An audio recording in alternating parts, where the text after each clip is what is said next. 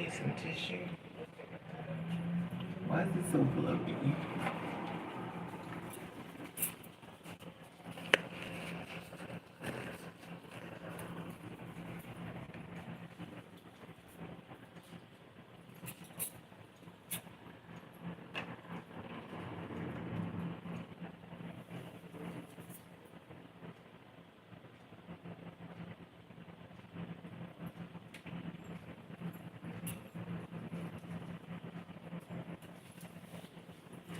It's TGIF.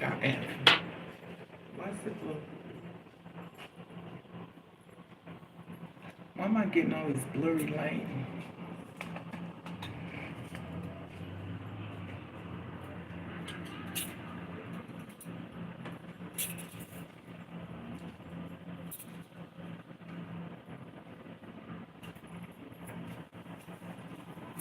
It is officially Friday.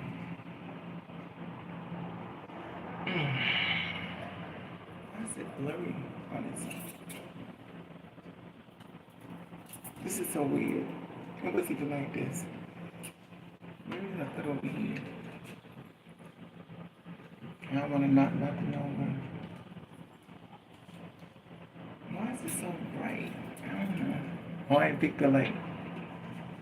Here, that's why.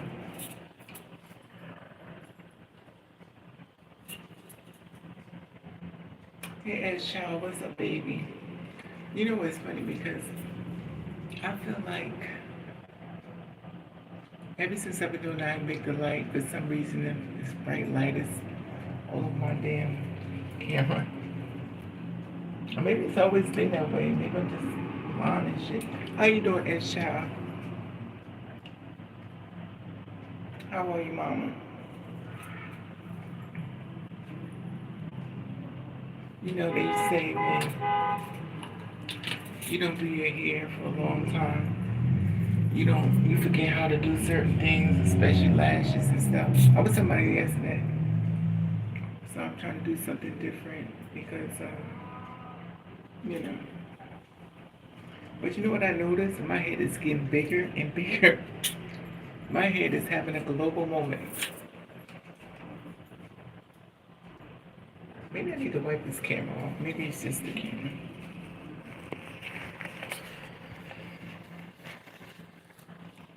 I don't know. I wonder why is it so bright.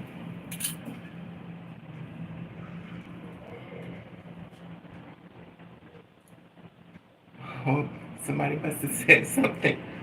My sister don't be playing. So what's up, best child? Let me see. Yeah, somebody must have said something. They be coming for me as child. It's so weird because, I don't know. Anyway. I don't understand why this camera, like this bright light is showing, like it's so bright. I don't get it. Maybe I move the light over somewhere else.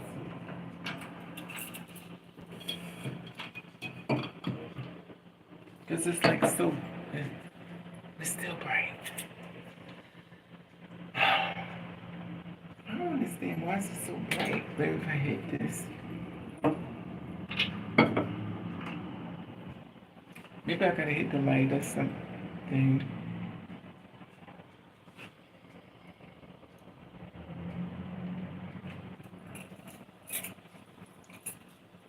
I just don't understand it. You know what's funny? Wait a minute. That might be a little better. That might be darker. Let me see it again. Oh, it went up by itself. You know what's funny? I don't never wear my hair like this, and I never wear my. I put this hair a long time ago. It's in my closet because I'm not a fan of showing my face, if that makes sense. So I just don't show it. Hey Daisy, what's up, mama? So I don't show my face. So I was like, first of all, you're gonna die one day. Better wear these wigs because I'm gonna tell you something. Somebody that don't like you gonna be wearing the wigs, or maybe sell them. And it's so weird because I got clothes on clothes on clothes on way shit.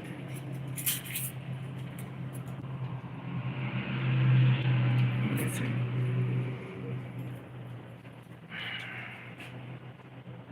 What's on your mind? What's up, Daisy? You know, Raven. Like, when some kids have. That's true. But it's not even that.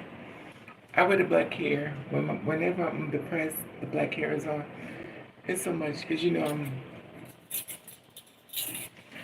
and the weird thing is, why am I looking so light? I'm not this light. I promise you I'm not. So I'm confused. Why do I look light? Anyway, that being said, today was a good day. And very good day. A friend of mine contacted me. He was like, I wish Evelina was on. He contacted me. He was like, "What's going on with you, girl? You in trouble?" I said, "Yeah, I'm in a little situation. I haven't paid my rent this month." He said, "How much you need?" Now, if I want to say the whole amount, but I don't say the whole amount. I want to say, you know. But I was like, no. I gave him just a little bit so I can keep my rent on. So I can keep my rent. He gave me just a little bit. But you know what? This man been rocking with me for years. He's been rocking with me for years. And I was shocked though. It's so funny because there's certain people and stuff, you know, they wanted you to do something for the change. And I don't want to do something for the change. I don't want to look at your big, burly, ugly ass to do something for the change. And I didn't have to.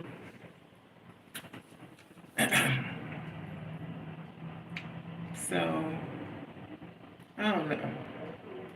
I'm definitely in my mood. But I was, you know what I'm trying, as Child and Daisy? I'm trying to wear this hair. This hair has been in my box for a month. This hair has been in my box for over a year. Cause I don't know, something about showing my face. It's just weird to me. I'll be back.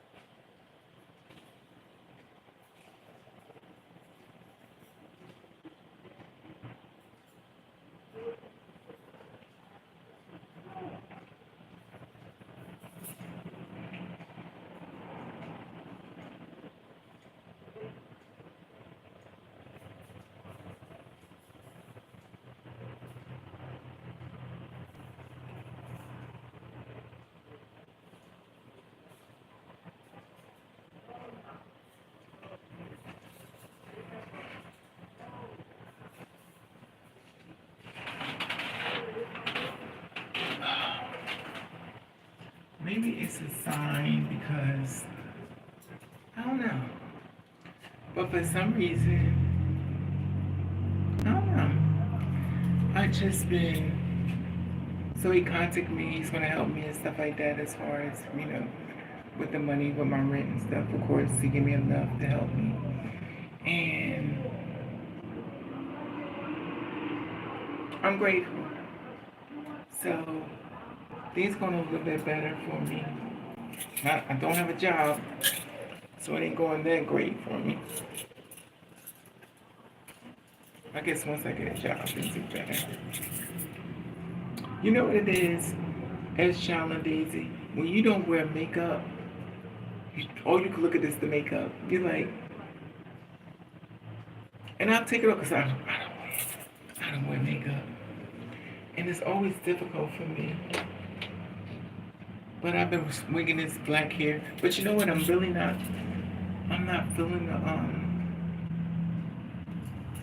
I really don't be feeling it.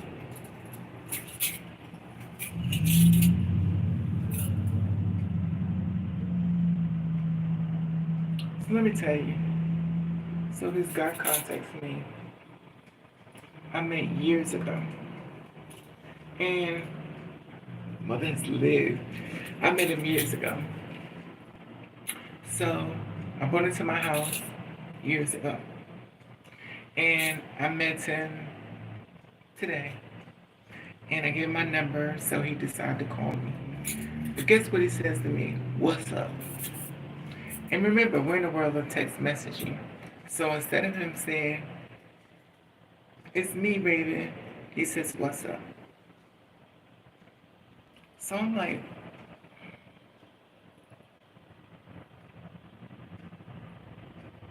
now I'm very funny acting because I feel like if I talk to you, you just say, how you doing, Raven? Glad to connect with you. I'm sorry, I just don't have time for these. I just don't have time for these men. They be on some bullshit. And I be getting offended. I don't know if I think I'm over the blonde. I think I'm over the blonde too. I think I'm still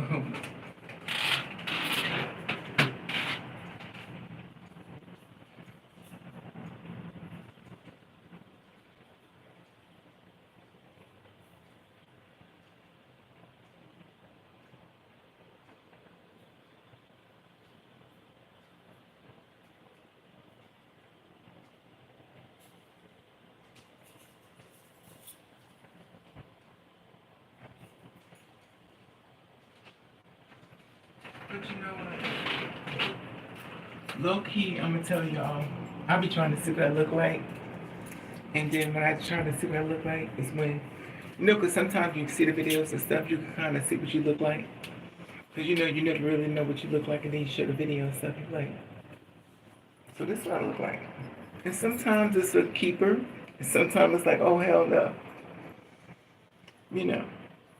But I think it's difficult for me because I don't wear makeup. And the fact that I don't wear makeup, it's difficult for me for a person who don't wear it. Like all you can focus on is the makeup. So we had a long talk. I saw this video of they were shooting in Philadelphia. You saw the video at Shop? You saw the video was shooting they were shooting in Philadelphia. And they shooting on the porch and everything. They shooting and everything. So I'm like, and then the man got shot. He was in a wheelchair already. Then he got shot and killed. Not killed. I think he did get killed. But the thing that gets me is he got killed. And how do you get killed in a wheelchair? At what point you shoot somebody in the wheelchair? We're in a world that's in the belly of the beast. And the thing that gets me is people just don't care. They don't care. They don't. They don't care, and it's so messed up because people will kill you for no reason at all, in my personal opinion. And this man, he just got shot up already. Then he decided to go outside. And understand you don't hide from nobody because you're a man. You ain't let nobody know you scared. But you was cool. You let nobody know you scared, but now you dead. Now your parents have to bury you. That shit is crazy to me. I never understand young people's frame of mind or thinking. At one point, do you feel as though you should be killed and leave your mother or your parents to bury you? This shit is crazy to me.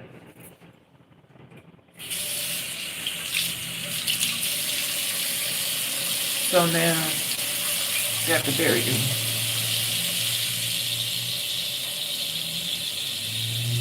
Now they bury you. And for what? For what? I never understand that mentality. Like, how do you have kids? I think if I had kids, I would at least want to live for them. Even on days I wanted to die, I would want to live for my kids. But Now you dead. Now your kids gotta sing, cry at your funeral and stuff. Shit is crazy to me.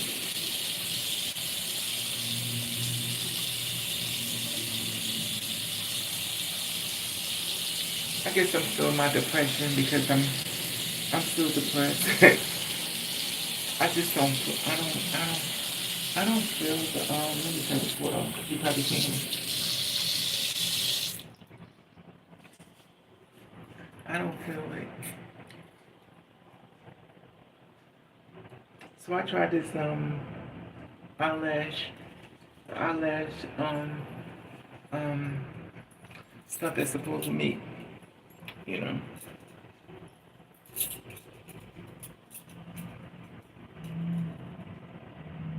It's supposed to go straight on your face because it's like a glue. And I don't like it. But I don't know why is my camera so light though.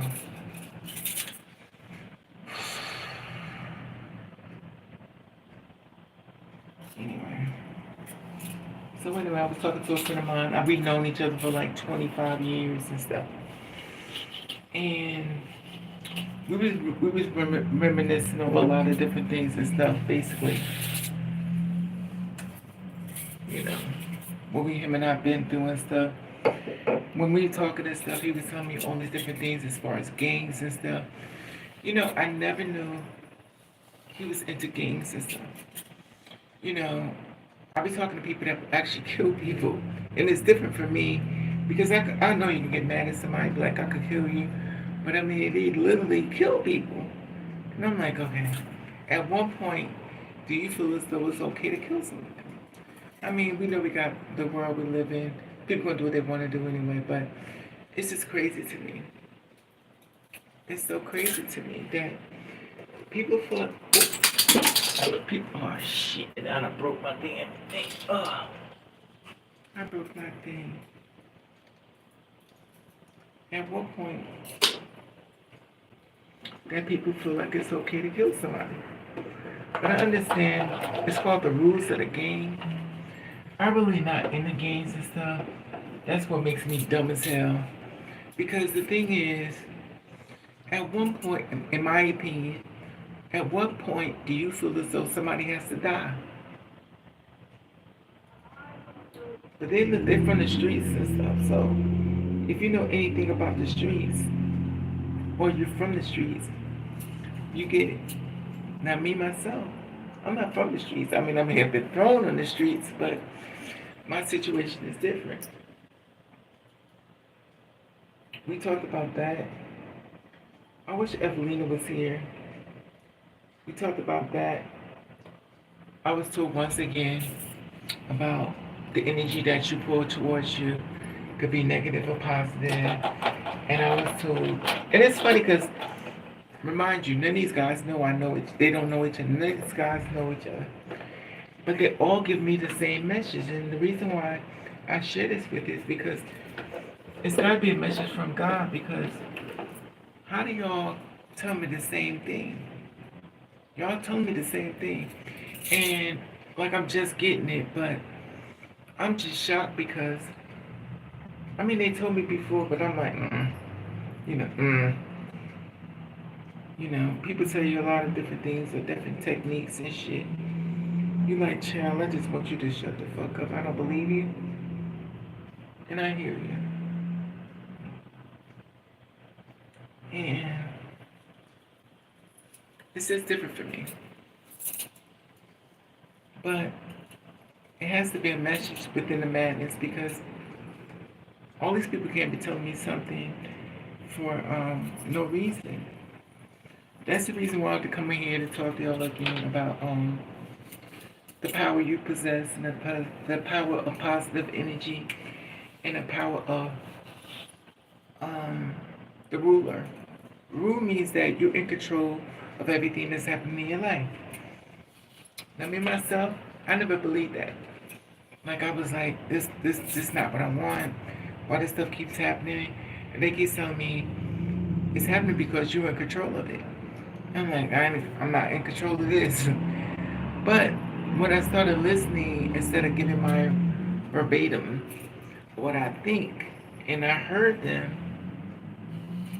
I was like, maybe I'm wrong. It won't be the first time,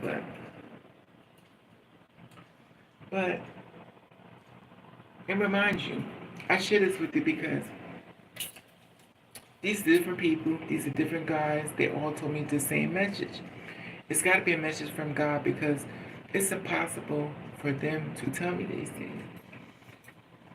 Especially as if they're whispering to each other to share the message to me. And the weird thing is, I hear it. I guess God said, if I send enough people, maybe you're gonna listen. I was like, okay. So, me on the other hand, I've used a lot. Me on the other hand, I guess I'm hard-headed, but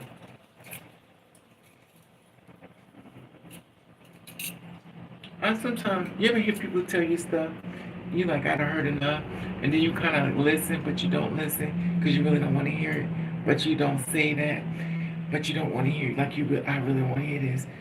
And they share with you different things as far as teaching, like you can learn from anybody, but I keep getting the same message, and this is weird part. I talked to one guy, which is white. I talked to another guy, which is Puerto Rican.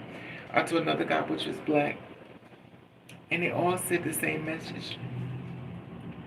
That I have control of everything that's happening in my life.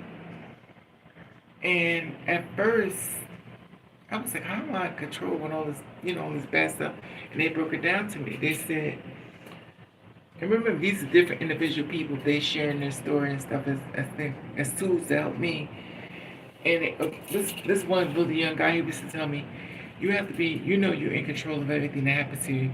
I was like, oh, God, come another one. But one day you actually hear them tell you, like you hear it. If you're anything like me, we don't, just because you say it's water and it look a little yellow, I don't trust you. And the thing that gets me is, they told me. And I just started to share the message with y'all as well. Because rape is not perfect. And it's just weird. It's really weird. And I don't know. Today is Friday. I need a job, which you already know. I'm still been going through it because of that.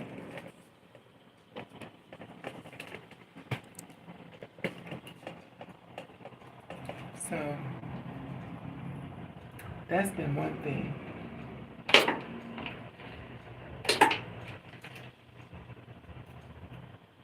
But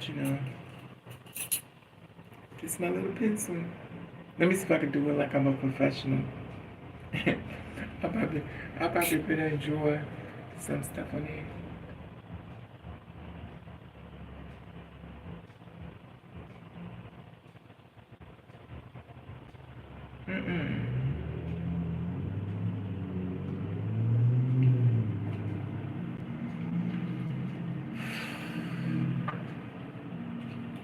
You know what's funny?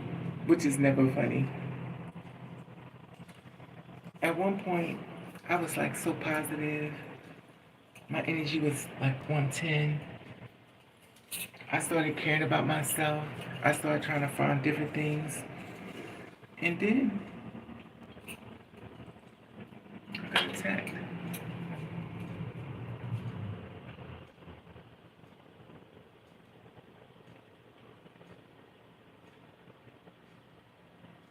So after getting attacked, I attacked back, which is crazy to me.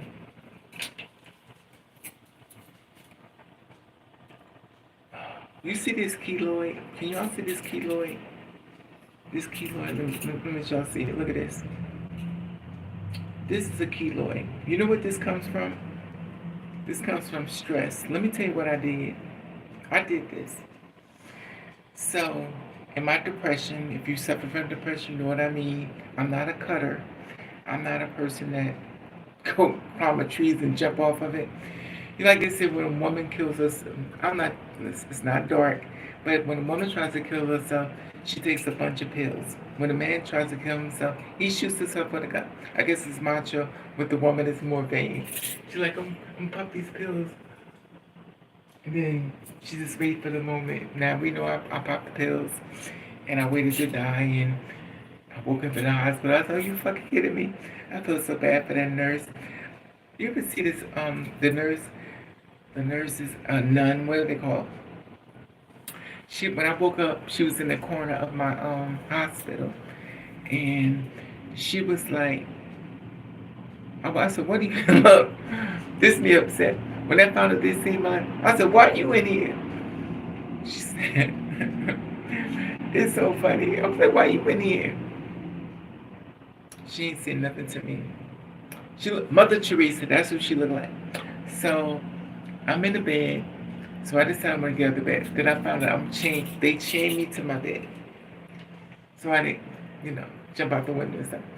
And I'm laying in the hospital. This girl comes to the hospital and she takes my face and she goes, she was like, why you want to kill yourself? this is this is so wrong. She said, why did you want to kill yourself? She said, you're so beautiful. I said, get out. Get out. I started screaming. When I tip, I'm pushing the volume down a little bit. When I was screaming, you would have thought I was Exodus from a movie. And I'm like, get out of here. She said, oh. And it's funny. It's funny, the guy who saved my life is Shaquille O'Neal's uncle. And him and I was together. And the thing is, I told him, I said, if you save me, I'm not going to be with you. I promise you. So I took the pills and stuff. I take like a little small bit. But if you take the whole bottle, you're out of here. And so this how my family is. So I guess God sent the message to my family. And it was weird because when I got home from the hospital, everybody in the world called me. They called me. They was like, Raven, I feel like something is wrong. My phone answer machine was like 30 minutes. It was nothing but people. They was like, I got a bad feeling. These are all strangers and stuff. This is the weird thing about life. You never know who you impact. And I suffered from depression really bad. Like, I'm not the kind of person that handles stress well. Like, I'm just really bad at it. I wish I was better at it, but I don't handle stress well. So when something bad happens to me, I go all the way to the end. Like I'm just on 10. And I shouldn't be that way, but okay, let me see.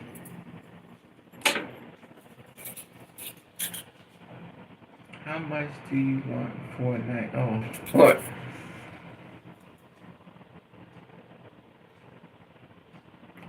I'm telling y'all, my baby sister, that's why I love you, S-Child. Don't you never change. My sister's like, get out of here. Anyway, so my ex saved my life and stuff. And I was pissed. Because he was very abusive and stuff. And he used to, his thing is, he wanted to beat me so I could listen to him. And of course, I've been abused as a child. So when you hit me, Raven hits back. So, but he would never punch me in the face. He would just, he would scratch my face up. He was a very masculine man, but he would, and I said, he had knuckles. If anybody know what knuckles look like, his face be punched out. When I went to work, my face was bleeding with scratches and stuff. And he would just scratch my face up. The reason why we're not together was I was going to kill him. I had to leave. And the weird thing is, I never told my mother the situation with him and I, because I never told nobody about me. But they knew. I didn't have to tell them. They knew. My mother wouldn't say certain things, but I knew she would. Anyway, so life is so weird because there's so many things that you think you're avoiding and you're not. But I still carry the thing of in my mind, you know, I want to live the life.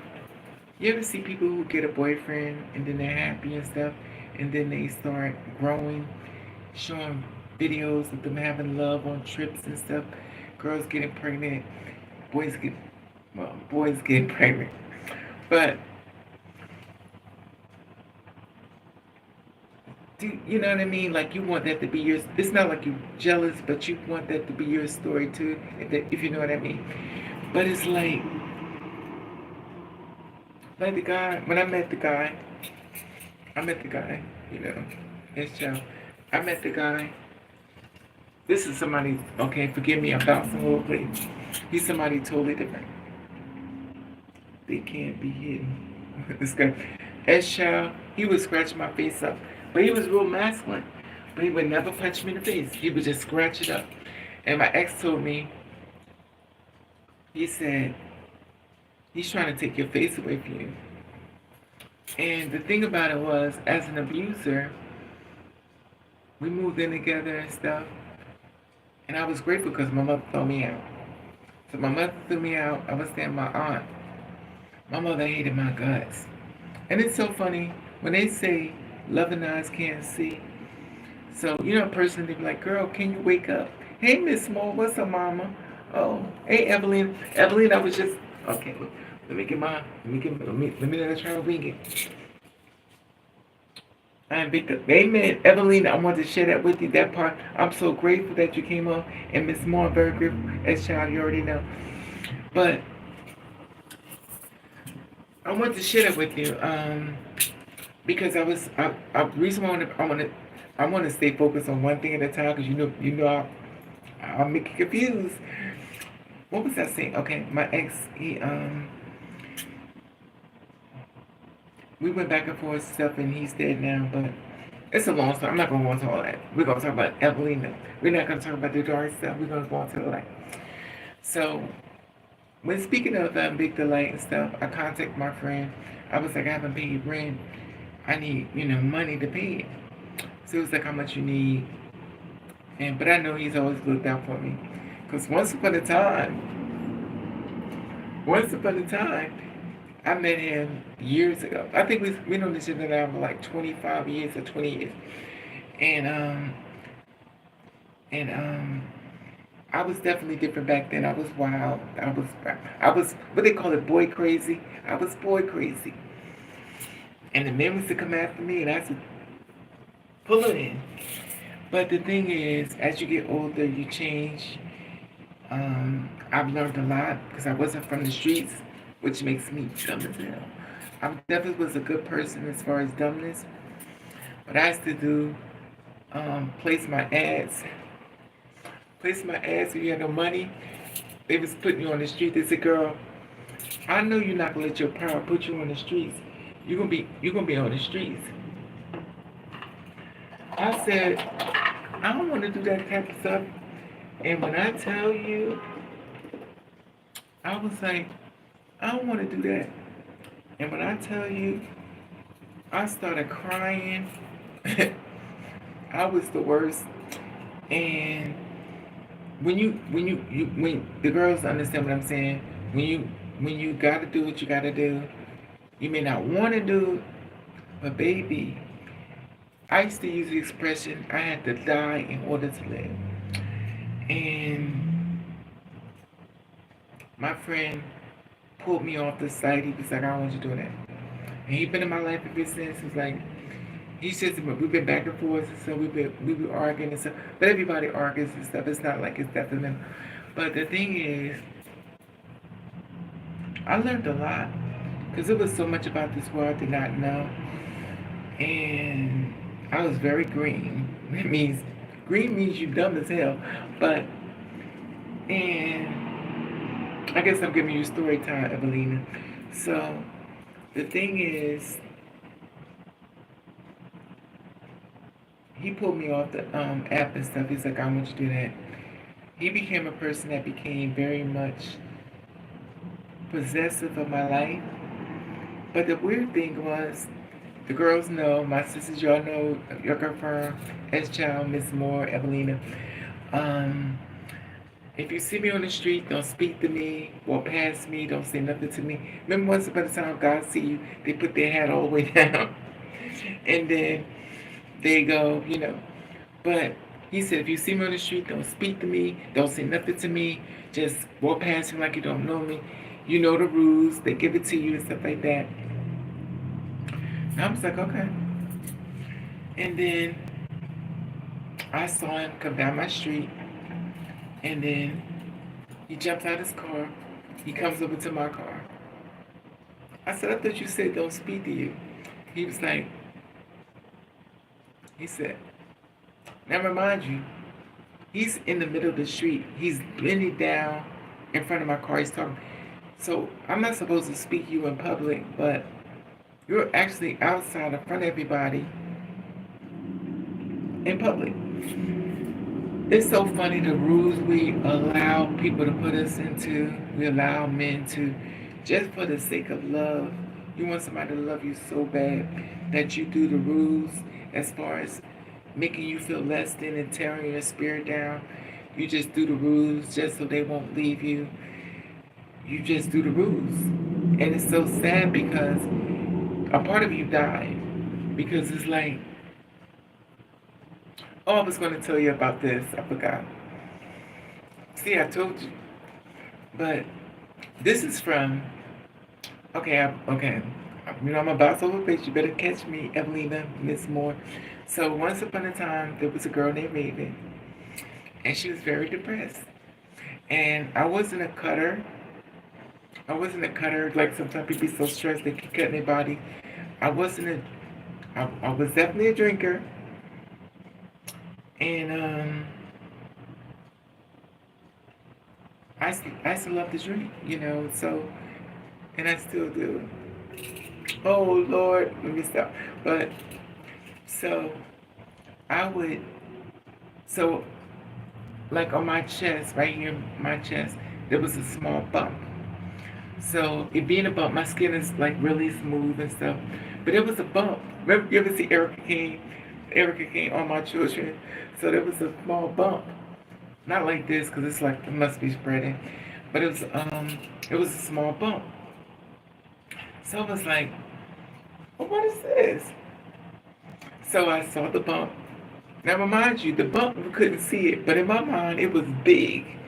So the bump was like about, let me see. The bump was like, it was about this big. See that dot, the black part? That's how big the bump was. So guess what I did? I wanted the bump removed. So I pulled my shirt down. I wanted to, this is depression. So I took my shirt down, and I took a pin and I stuck it in my chest, and I started twisting it because I wanted the bump to be gone. So I wanted the bump boom. I kept twisting it, because I wanted the bump in my mind. This is to show you how crazy. So I kept twisting it till turning it until the bump was gone. So my skin was red. It was blood there, but I didn't care what's going on. So as a real live person, your body begins to heal. And it started healing the bump. So it started turning into a keloid. I did this. So when I die, y'all be like, just pull my shirt and say, oh, bitch, it's you. So, and it was so funny because I never had scars. And I only got the slice from my father when he sliced my face. But depression is a real thing. You do things that you shouldn't do, but you catch yourself that you already did it. You have to mindful of that. So, unfortunately, the keloid got bigger and shit like that. I probably got to go to the doctor, spend some money on it. Because now I look like anyway, I ain't gonna put that out there. But Yes, Erica came. Yes. Okay, Miss Moore. And but anyway, past that, it's there. It ain't going away until I die. But I was sharing something else with you as well. Is that India? I'll be trying to see your name. Blonde is the back.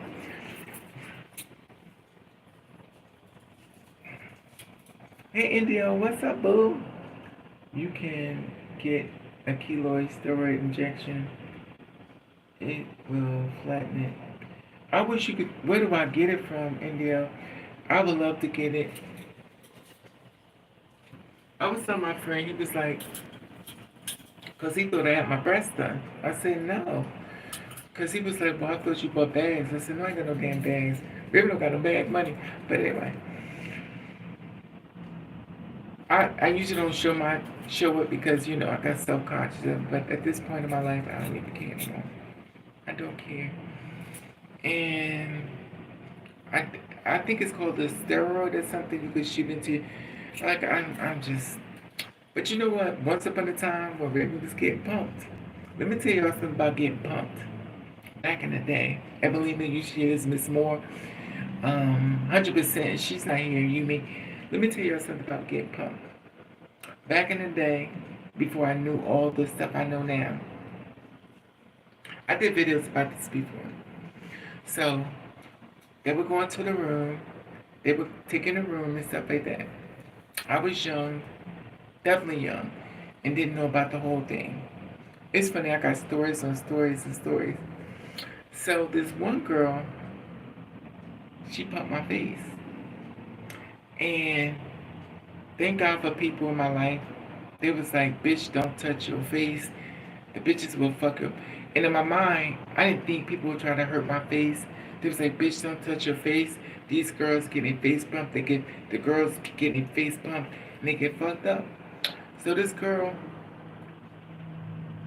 I'm gonna share with you because I'm gonna share with you. But the thing is, she may try to beat me up if y'all see I'm dead. But the thing is, there was a girl in New York. She had pumped my face. Like my face was like this. So she put this up on my face. And because when your face is like really thin, so she pumped it. And she pushed it in my face. You have to like it's almost like going to the dim. And she pumped it. And she didn't use anything as far as killing the nerves and stuff. And the funny thing about it, my sister, she got in my shit, but she stayed my ass up. Like, so she was like, bitch, what the fuck is you doing? Why you let these motherfuckers, these bitches are jealous of you? But I didn't think people were like that. I'm gullible, dumb as hell. And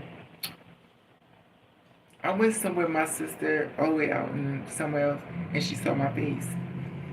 And she said, bitch, your face is not funny. She said, bitch, your face is green.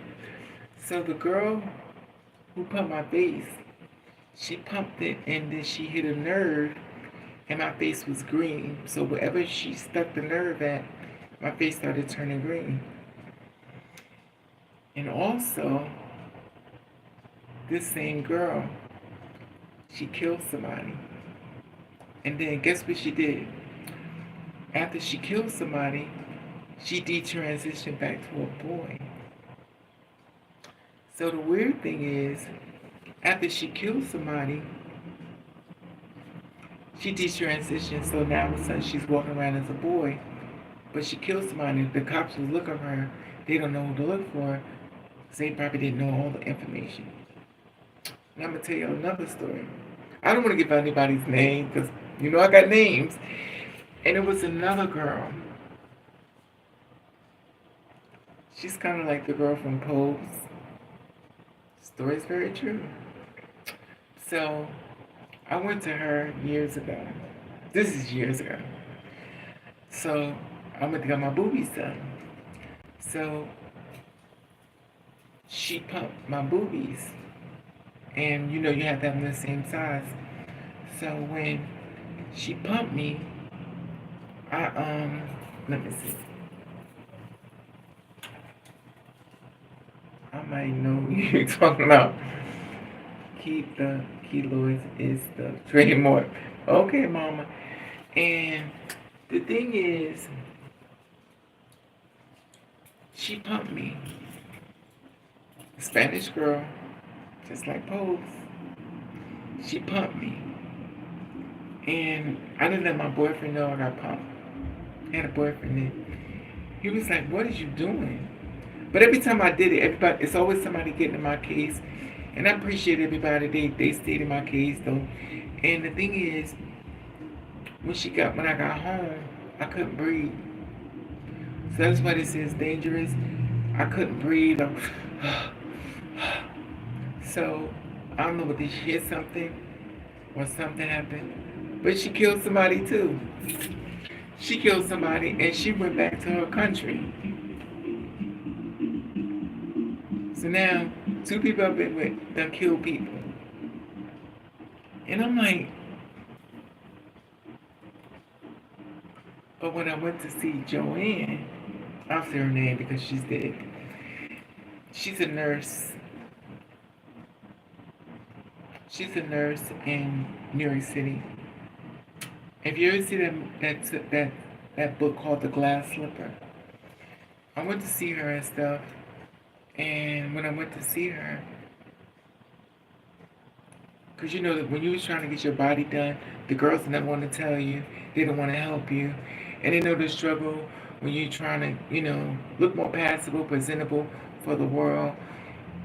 They won't tell you the truth. I'll tell you the truth. So I went to see her. Joanne is legendary. She's a legal nurse. She's also from the books and stuff like that. Okay, you heard of Joanne? Okay. Yes, Joanne. That's the one. That's y'all. Joanne. Yes. So when I seen Joanne, I got a number because it's like y'all know it's really hard to find doctors that's not going to kill you. But the funny thing about it, which is never funny, you don't be knowing their history. You be taking, girl, your body is beautiful. Let me go to the girl you went to. And they don't have the same results for you as they have another girl. And sometimes the girls, when they die, they don't tell you that part. And the weird thing is, I went to see Joanne, and she said, I had my wig on. I took my wig off. I'm not gonna say what she said to me. She said, you need to, she said you should stay the way you are because you are not, she's like, you're not passable. You should just stay. She called me the F word. And I was like, I didn't say anything.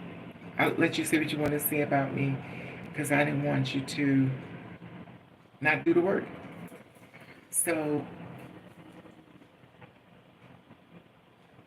she helped. She did a little work on me, and then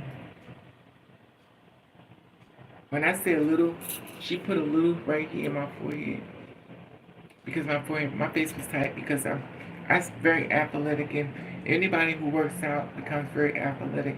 Your body gets tight. My stomach used to be really tight. I used to work out.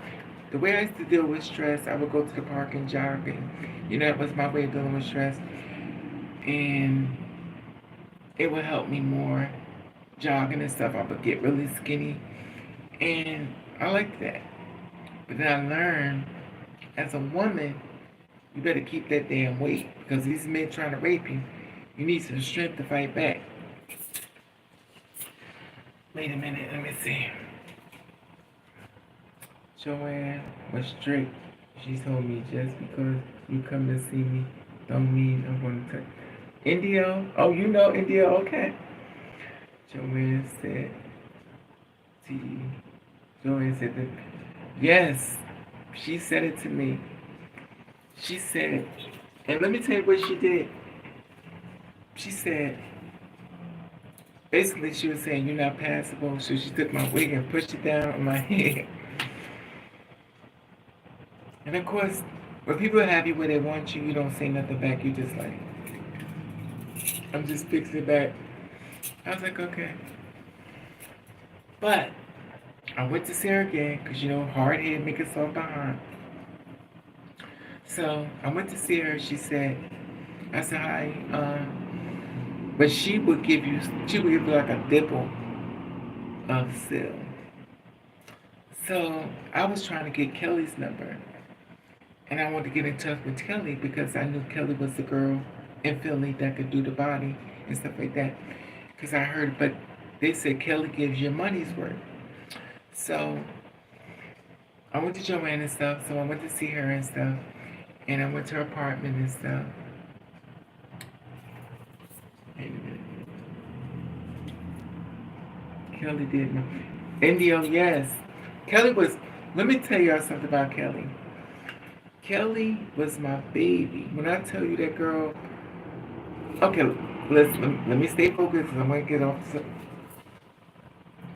So I went to see Joanne again.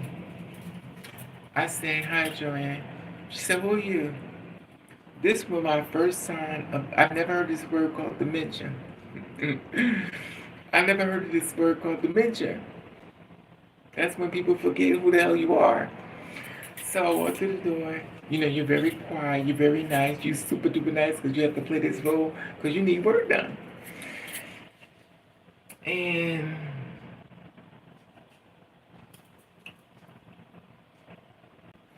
I was like,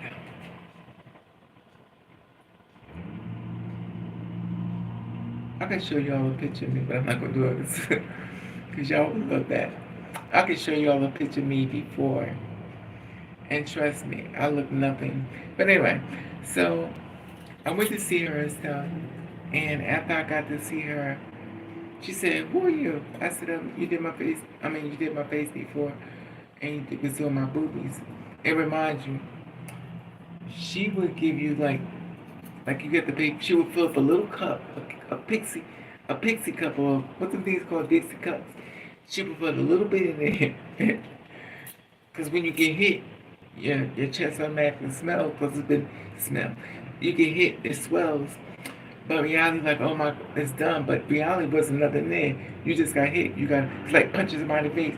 Your face is punched, it's going to swell. But, so, she says to me, you're really pretty.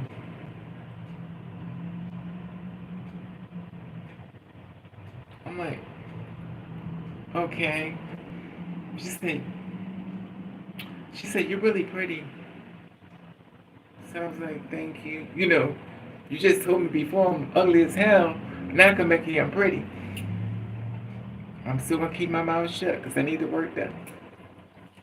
So whatever bullets you're going to shoot at me from your gun, I'm going to take it. So I said, it's this girl named Kelly in Philly. She said, oh, don't never go to her. I hate her work. I'm always trying to fix her work. She's the fucking worst. She says, oh, I can't stand her. I have to fix her work all the time. And she's the worst. Don't never go to her. She's going to mess your body up. I was like, okay. So she basically put Kelly down. She talked about her so bad. So one day I was online and I was talking to another girl. I forget her name, and I said to her, I wish I could get Kelly's number. And when I said that, the next inbox was Kelly's number. I was like, she gave me Kelly's number. And I was shocked because milk is like pulling teeth. And I was like, she said, call her, girl. It's one thing I say. I love my sisters who love their sisters. And they help their sisters because they know their journey is hard and so many different. They help your sister.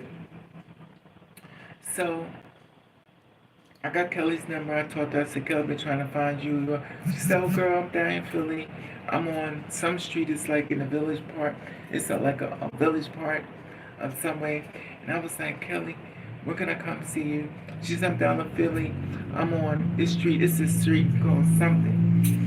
And she said, come down there, So I went down there and stuff.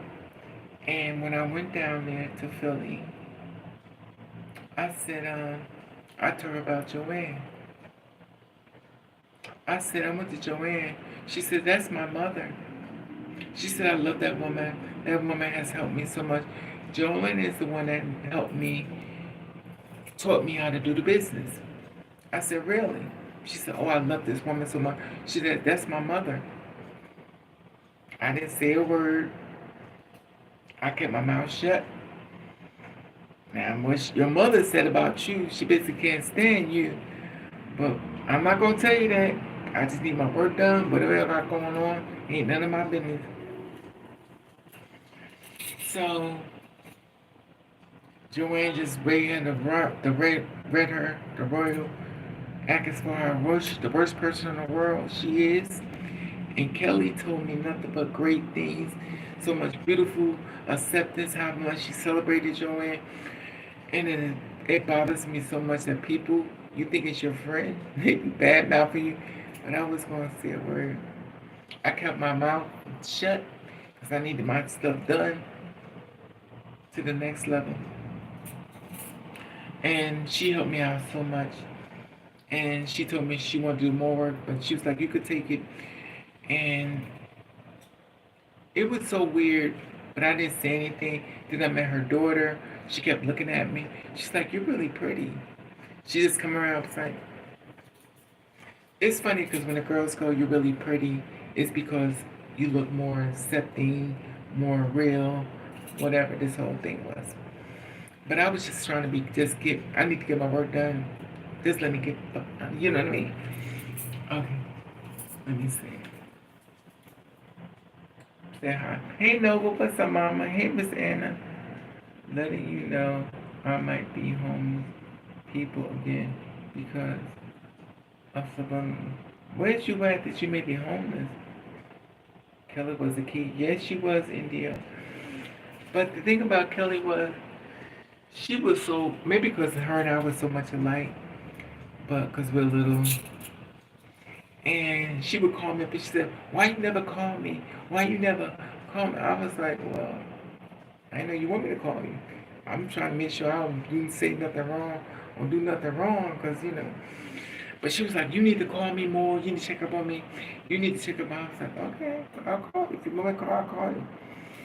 She said, because I'm lonely. You don't know how to call me. I was like, okay, I'll call you. Then she started telling me about the girls, her daughter. She bought her a pussy. I was like, okay, let's hear for the girls buy pussies. So, and Kelly wanted me to do work on obsolescence. She said, all you got to do is, like, shoot me here and pump me here. I was like, but Kelly, you already got too much work done. I was like, Kelly, you're fine. You look. She said, girl, just do what I asked you to do. I said, okay. She said, so I took the needle. She put the needle like there, and she said, move, bitch. Let me know myself. So she just pumped herself, and I'm like, okay. So she was complaining that her titties they wasn't soft anymore, and I was like, Kelly, she was so hard on herself. It was so sad because she was so beautiful, but in her mind, she didn't see it. And then her daughter would say certain things, which I wish that people didn't do, but she'd be like, oh, look how beautiful my mama is. Look how beautiful she was. I was like, she's still beautiful. She says, yeah, but she looks beautiful here. And I was like, oh my God. So as a woman, you know when somebody telling you things, you hear the negative, especially when it's dark, you believe that. She's like, Mama looks so beautiful. She would flip through the pages. I was like, but I couldn't overstep because I knew if I said too much, they weren't going to see me no more. You had to get my work done. So, you know, I just couldn't understand a lot of things, but I knew I had to keep my mouth shut because people would flip on you in a minute. And then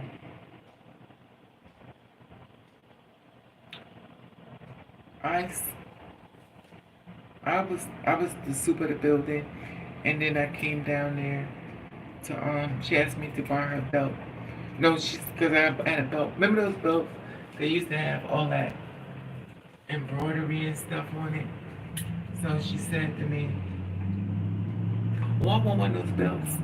So I said, okay, I'll get you one. I think there was some on the streets. This is a long time ago. There was some on the streets and stuff. I went and picked up one. And then I went down to Philly to give her a belt. So I drove all the way down to Philly. It took me like 2 hours. I got there. I got the and then I said, hey girl.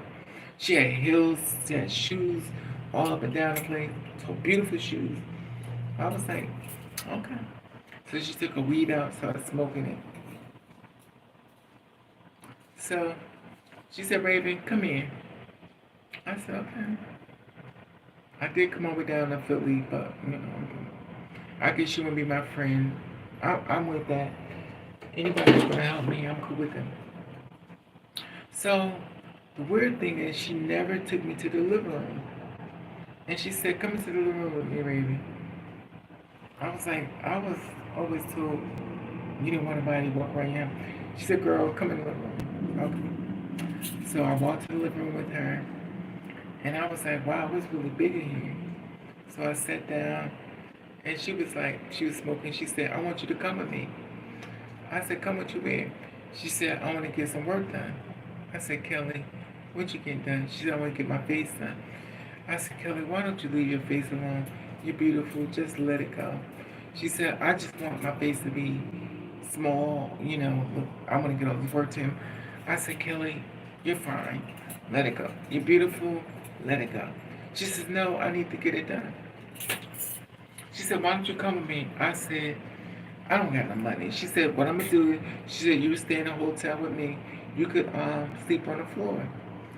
I said, I can't go all the way to Mexico. I got to stay. I got to work this building. I don't have money to do anything. I'm broke. Just to go over a place and add on euros. I was like, I can't do it. I have tenants I have to take care of. I can't just leave and go to another country. So she's like, okay, girl. So she's smoking a weed and stuff. And it's so weird how that happened because it was the last time I was going to see her. And the funny thing, which is never funny, I asked this guy to do my hair.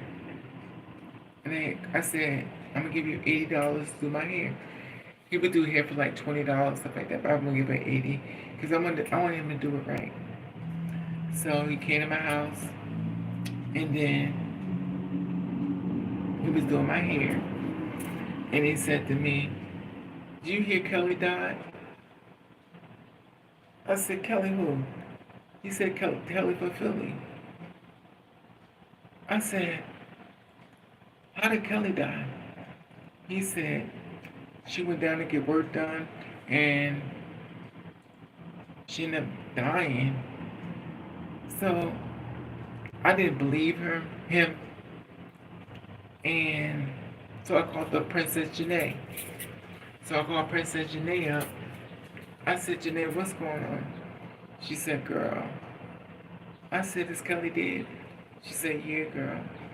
I said, well, what happened? She said, this what happened.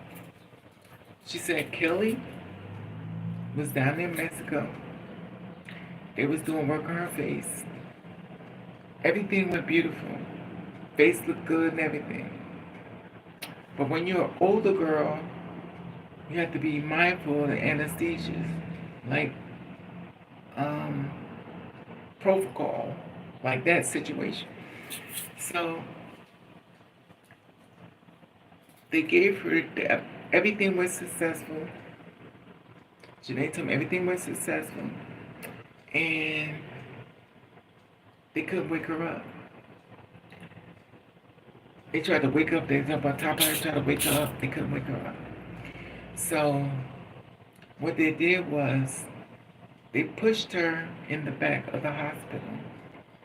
So after they pushed her in the back of the hospital, her friend who went down there with her to Mexico, they told her friend that she had, hey, 100%, what's up, boo? They told her friend that she took an earlier flight. So she had left her. So her friend was thinking that Kelly left and went back home. But that's the message that she had. So when her friend came home from the hospital to see why Kelly left her, all Kelly's stuff was there in the hotel. So she started looking to trying to find out how did Kelly leave if her stuff is still here. So they had pushed her body in the back of the hotel. This is okay, let me stay focused. So I'm gonna tell you how people turn the fucking story around. I don't want to get too deep because I have high blood pressure. But her friend looked on the computer and found that she didn't leave. Her tickets, everything, airline was still there in the hotel room. So she started looking around, trying to find out where she was at. So she went back to the hospital and she started looking for Kelly. And then somebody told her that Kelly was passed away. They couldn't wake her up. Now, when you do surgeries outside the country, the rules are very different. You can't sue, you can't... Hello, Moto. You can't really you can't do anything. So, we had to call Joanne. So, they called Joanne, and then after they called Joanne... Hello, Moto. So after they called Joanne to try to find out, get information from her, so Joanne had to go down to Mexico to get the body. They had pushed the body all the way in the back. And they had to shift the body back to Philly. So they had to get the body back to Philly. So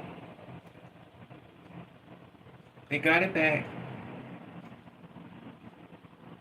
And that's all I remember. That's what Princess Janae told me. And it's crazy because I'm even talking about it. It's just weird. But and then people were telling me, do you know Kelly? Oh, her body was found on the highway, left on a... When I tell you people don't be knowing the truth, and they will spread a fucking lie fast as hell.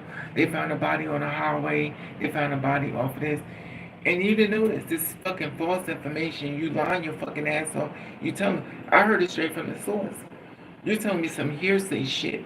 It drives me crazy, but anyway, I'm not going to go much into that because I got high blood pressure and I don't want to end up with a heart attack. I already had a stroke. I had 2. I don't want to have another one. And it's crazy though.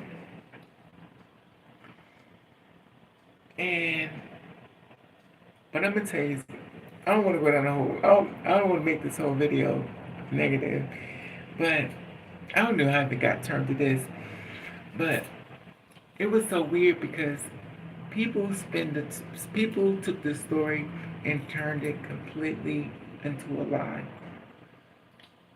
But we know people always tell what they heard and not what they know. And all I can remember was, so when she died, or basically was killed, her daughter got the information. I don't know what daughter it was, but she went to go get the stuff out of Kelly's house. And if you're my sister, you already know. My sisters are known for holding some money in the house, hiding the stash and stuff like that. We will hide money when you're doing different things, which is like, you know what I mean? That's not tax-worthy purpose. So her money in the house was taken. Her clothes was house was taken. Her shoes was taken. You know, whenever there's a funeral, there are tons of people that don't ever spoke to you. They come in their house to take everything out, looking for money. So everything she had, the silicone work and stuff like that, they grabbed everything.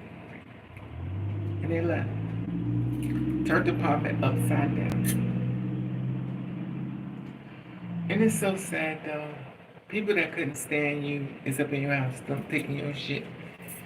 Anyway, I don't know how the hell I got on this story. Smack. Hey, Evelina, are you a special? Okay. I heard they picked her house. Definitely 100%. They cleaned her house clean. They, I mean, it's not like she's gonna do anything with it because she's already gone. But the weird thing with Kelly was, she kept telling me, I need to get right with God. She said, I feel like I need to get right. I said, what's wrong? She said, I feel like I need to get right with God because I'm trying to do all these things. I said, Kelly, you helping people. You actually saving a lot of girls. She said, but I think I need to get right with God. She kept saying it to me over and over. I need to get right with God. I said, Kelly, she would put herself down so much. And I saw a beautiful woman, but sometimes, no matter how beautiful you may see a person, when a person can poison your mind against you by you saying something positive, they be like, oh, you're just saying that because you care about me. You're just saying it. It's not. But it was true. Like, she was saving a lot of girls, but in her mind, she felt like she had to get right with God, that she didn't know she was doing something right. And it was so weird. And it's funny, so even though I could try to tell you something, if someone got such a dark imprint in your head, no matter what I'm saying, you're not listening to me. You're not listening to me. That's like when she told me, she said, girl, you know I went to prison for 10 years. I said, what you go to prison for? She said, this man tried to rob me. She said, I killed his ass. I guess it's secret. It's okay to tell now because she, she used to tell me, I'm saying, she said, I killed him in the village. She said, and he was on the ground, and I stood there waiting for the cops.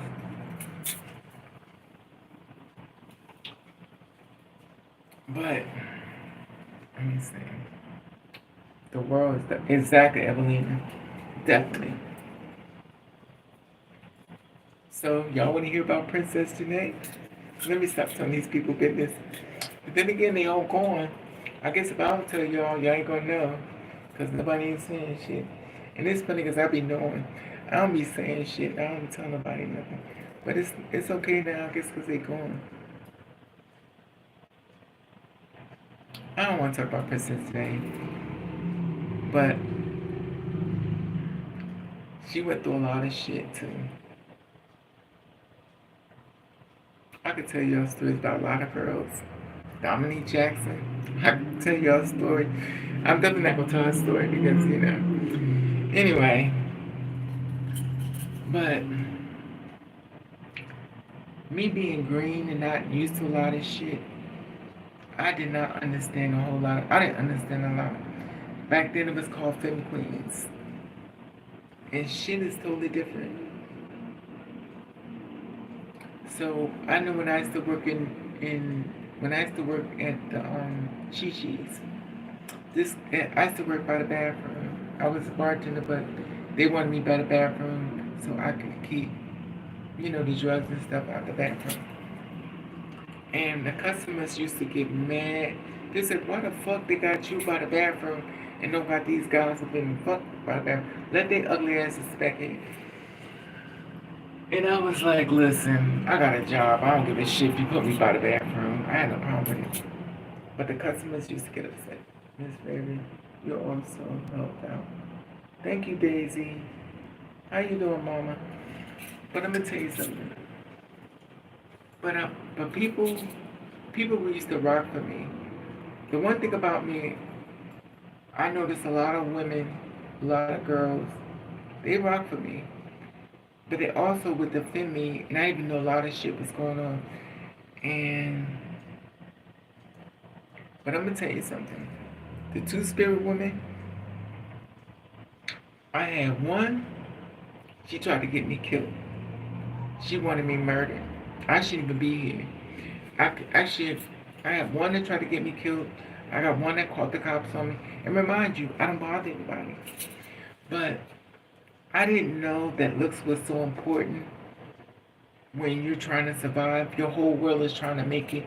But girls are very catty about looks and shit. Like, your heart is broken. You don't even want to live no more. And this bitch is talking about looks. And this bitch think they pretty. Let me tell you about this one thing.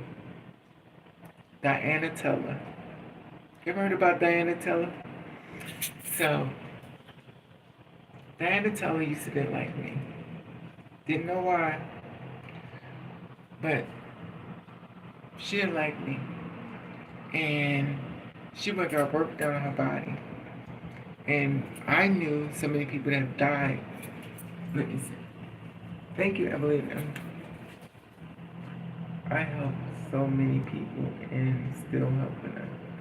Oh, thank you, Evelina. It's so weird. Thank you. I appreciate it. Some this girl named Dinah Teller. She was very beautiful. It's a lot of shit I didn't know. I didn't know a lot. I'm not gonna lie. I didn't know a lot. I was very green. Some people may say dumb as hell, but I didn't see things that way. And Diana Teller went and told this other girl named Gucci. If y'all know Gucci, she's from Jersey.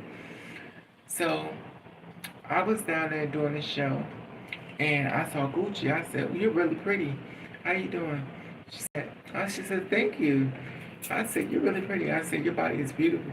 She looked at me. She said, "You don't even know who I am, do you?" I was like, "No, no." She said, "Diana Teller told me you can't stand me. When you see me, you're gonna beat me the fuck up."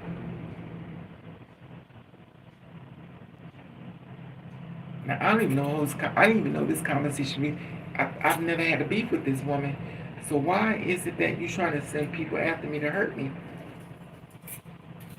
So I'm confused. I didn't know the community do things to try to get the girls killed. I learned a lot now. I'm definitely different from then and now. But I didn't know a lot. I was very green. Because to me, I feel like if a person has a hard life, you're supposed to help them so you can have a better life. It may be the way you may have wanted it to be, but the reality, I thought in my mind, we was all born here to help each other. We were supposed to help each other in life and, make things more better for each other. I did not know this shit. But my mother kept me in the house, so I was very green, aka dumb as hell. And I just wanted to help people. And baby, let me stay on one person. I'm about to go to smile. So this girl hated me so much. Now remind you, we didn't even have an argument, nothing. She hated me from behind the scene. So one day, I'm in New York, and she was a big prostitute. Listen, it is what it is. She was a big prostitute. She used to walk the streets all the time. She walked so much, she walked all the weight off her body. So this is the thing. So I saw her and she said, "I got titties." I said, "Okay, girl." I said, "Who did your body?" She was like, "Oh, so-and-so."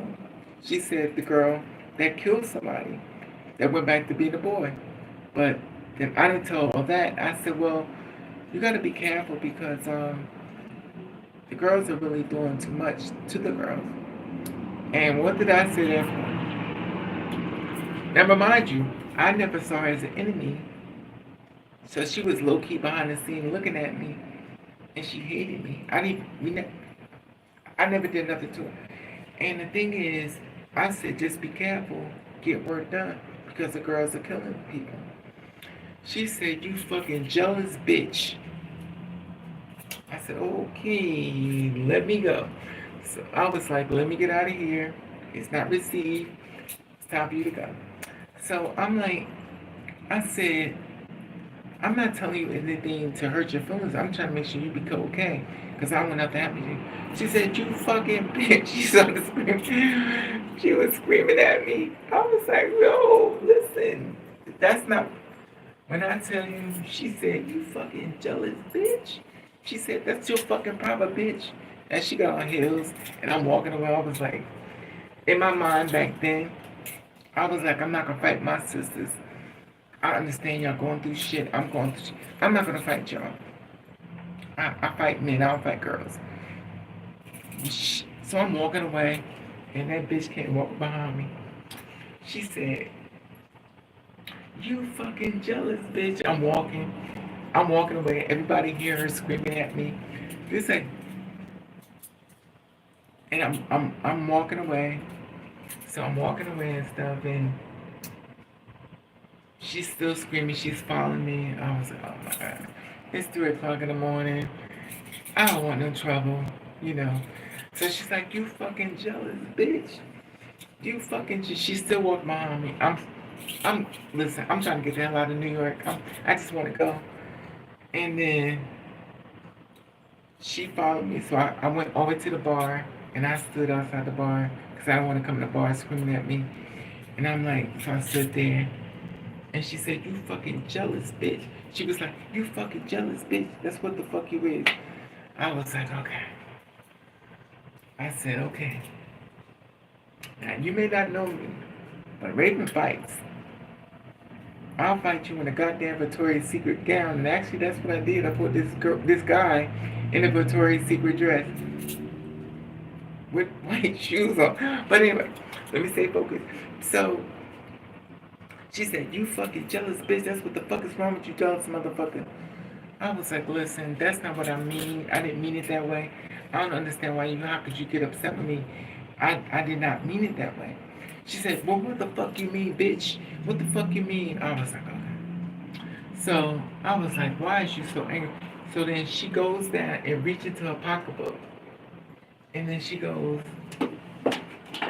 like, say it again, bitch. Say what the fuck. I was like, oh my God. So you want to cut me for trying to help you? And I'm like, she said, so now what you gotta say, bitch? What you gotta say now? So she go walking down. And one thing about me, if you walking up on me with a knife,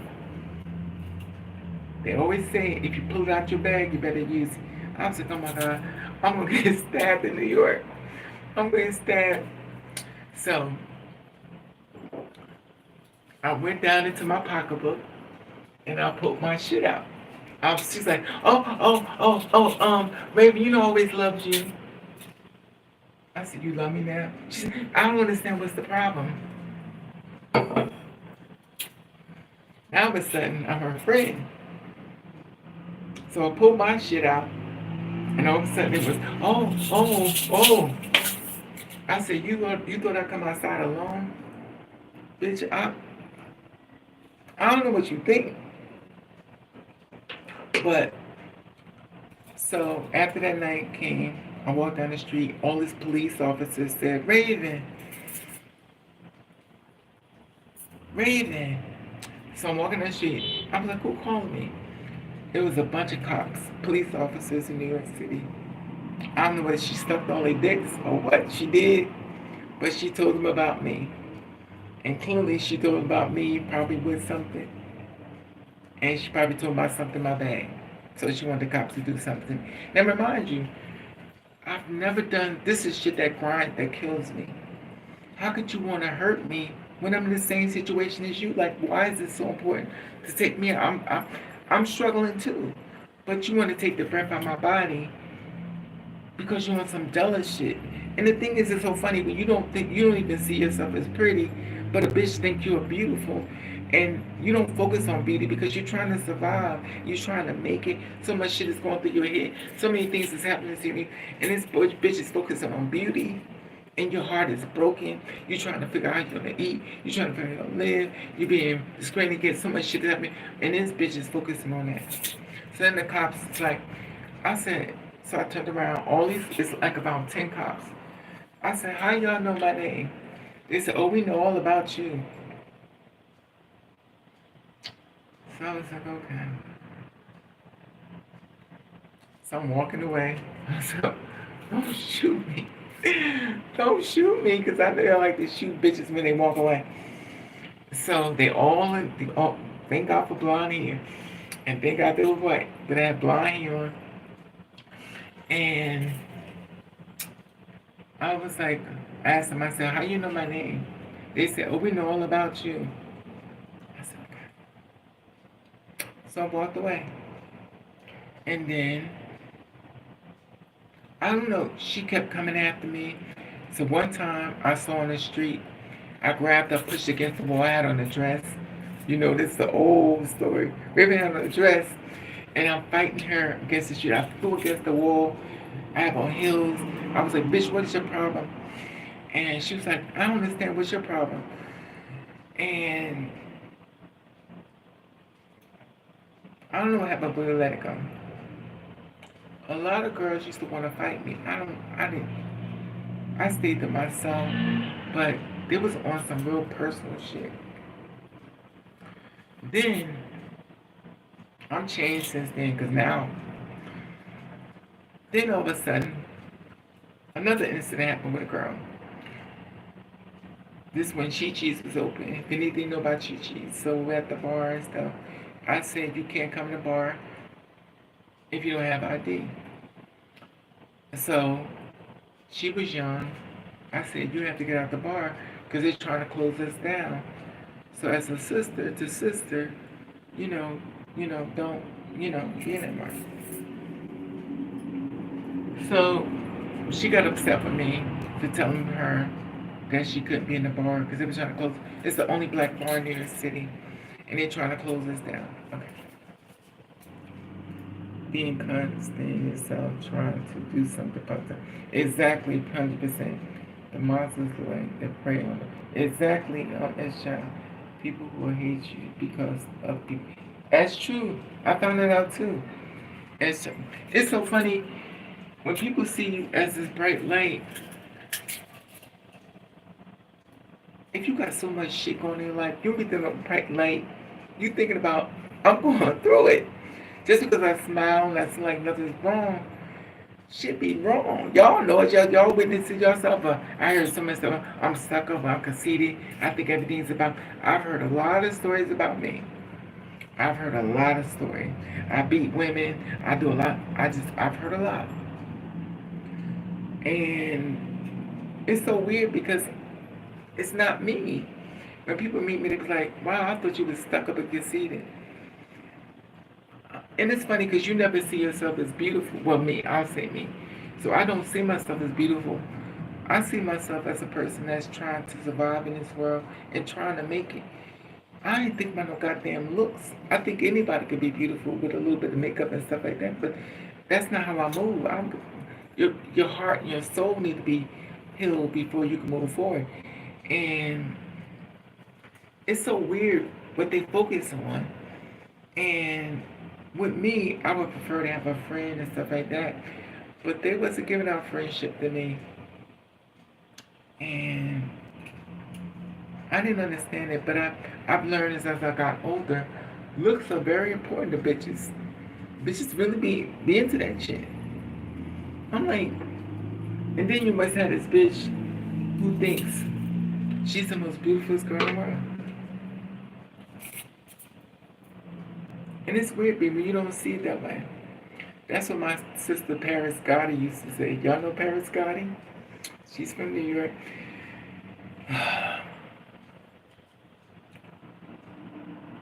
It's so weird. I don't know if y'all been to New York escalators. Benjamin used to be at the door. Big guy, he was trying to get me. He was supposed to get me a job to work there and stuff. And they killed him. Paris Gotti used to be my baby sister. She used to try to help me and stuff like that. Let me see. Exactly, Big Esha. They be hating on people they could learn. Exactly, 100%. You mentioned the name Donatella. It sounded like another child. I think I know that, but I don't think that's her. Unless she has another name, Lena Taylor. I don't know if she changed the name. Who is some videos dating almost 2 decades? Exactly. No, her name was Donatella.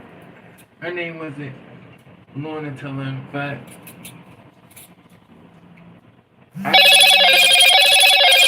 Hello, Moto. I definitely remember her. She was Donatella. She was really beautiful. She was really passable, but you ever heard of this girl named, her name was Dominique? No, let me shut up. Let me stop telling their business. But I guess even, it was, you ever heard of Raina? Raina Evelina, 100%. Her name is Raina. She was two-spirit mother, and she also had a YouTube channel on here too. Her name was Raina. You ever heard of Raina? She was from Chicago.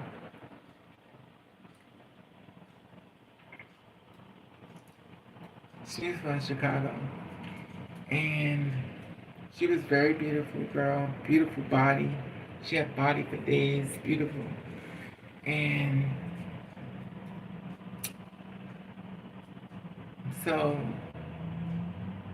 I have to be careful because a lot of people are not passed on. They're still alive. So I was working in New York in the bar, and of course I get everybody contact. When you work in the bar, I was grateful for them to give me a job there. And the young guys used to come to the window. We even let them in, but so the young guys used to come to the window. But you know how conscious I am about young men dating me. Like I won't date guys that are young. Well, that's probably why I got no husband, because he showed up and I told him to. Anyway, I fucked up. I know I met my husband, but I done fucked up and said, no, you're too young. I did it to a lot of guys because I felt like he was too young. I should just been with him and fuck them, maybe had a family, but I pushed him away. And I met tons of young men. And babe was Spanish. He came into the bar. He was like, oh my God, mommy, oh, you're beautiful. I said, thank you. You ever hear somebody call you beautiful? You don't believe it, but you love it. Thank you. You just say it because you know you're supposed to. So it was like, can I be your man? I said, that's how old are you? He said, I'm 19, I think it was. This is years ago. So I was like 19. I was like, nah, you're too young. He said, what you talking about? I'm a grown ass man. Oh, fuck the hell are you? Okay, that'll make you a man. That still make you old to fuck me. So he was cute. Ooh, he was cute. Cute little Spanish boy. He was cute. With that big old Spanish hair. But I said, no, you get somebody around your own age. And then he met Raina. He said he's with her because she looks like me. And I would watch the videos, the ride on the bicycle. I was like, okay, Raina. The thing about it, I wish that I wasn't so judgmental. I wish when a guy that wanted to be with me, I should have been with him. I shouldn't have always courted them. That's probably I got no damn body. I would card them. I was like, you too young. Can't deal with you. My husband probably showed up. I probably don't push him away. But then again, mothers live. But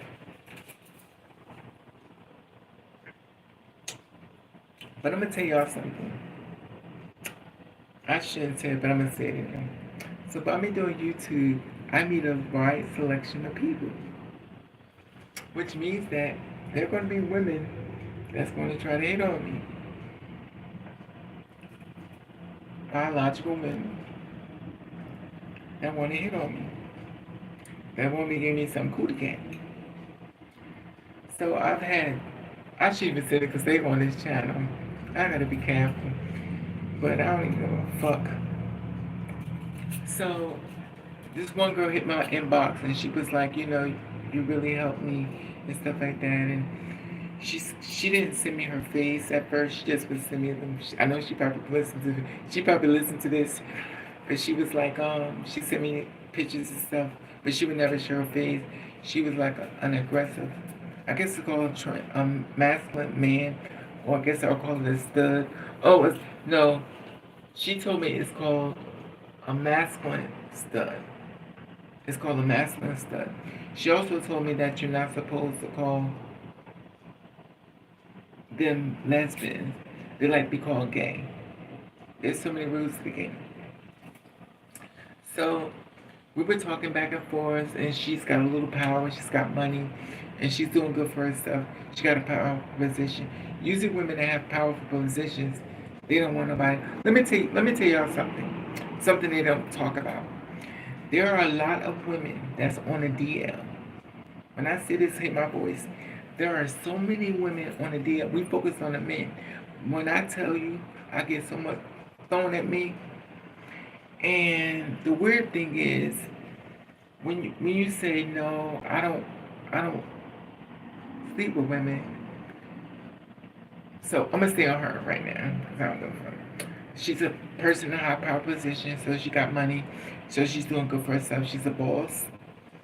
So when I told her, I said, well, you know, so she was trying to figure me out. I don't like that when people try to pick my brain, but she was trying to figure me out and stuff. And first, I became a person that tried to help her, that helped her through my videos. Then all of a sudden, I became the prey. This happened to me. This had blown up in my face tons of. This happened to me a lot. I actually got jumped on by a guy who was homeless, and I tried to help him. He was young. He wanted to fight me. After he got older, I was like, "You too young for me." He hit me in my face because we actually fought in the street. And okay, let me stay on her. So she told me, I was like, "I like you as a person. I think you're beautiful," but she said, "I want to be with you." I was like, "You know, Raven like dick. I may not be getting that, but I was like, I like dick." When I tell you, she said, she said, "That's right. You like dick. Oh man, a man. Hope you meet a man that beat the shit out." Whoa, that's right. You beat women. I said, "Oh, now I beat women." It just never ended with me. I just do all kind of crazy shit. You beat your wife. I said, "Okay."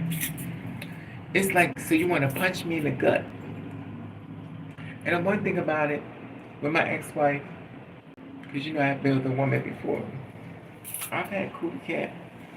So, and she said, "You beat your wife," and stuff like that. She was like, I was like, okay. That's the one thing I never understood. Whenever somebody wanted to hurt me, they would go after my wife, my ex-wife. And they would go after her and say things to hurt me through her. It won't work now, because she done so much I could give a flying fuck. But at the time, it would hurt me. It's like, why did you want to, like, why do you have to hurt me because I don't want to be with you?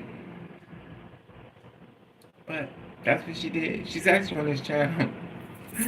Or she may be blocked for that, I don't know. And it's weird because a lot of women that I learned, let me tell y'all something in case y'all don't know. A lot of women, what I've learned, biological females are studs or masculine presenting. Let me tell y'all something about them. And it's so weird how double standard this is. So you are a masculine stud. That means you walk around with a P-bug or whatever, you know, and or the tongue or whatever, you know, and you will meet a female on the street because you like cootie cat, and that's fine. You will meet a female, look masculine, look just like a full-blown man, not tell her your gender. Uh,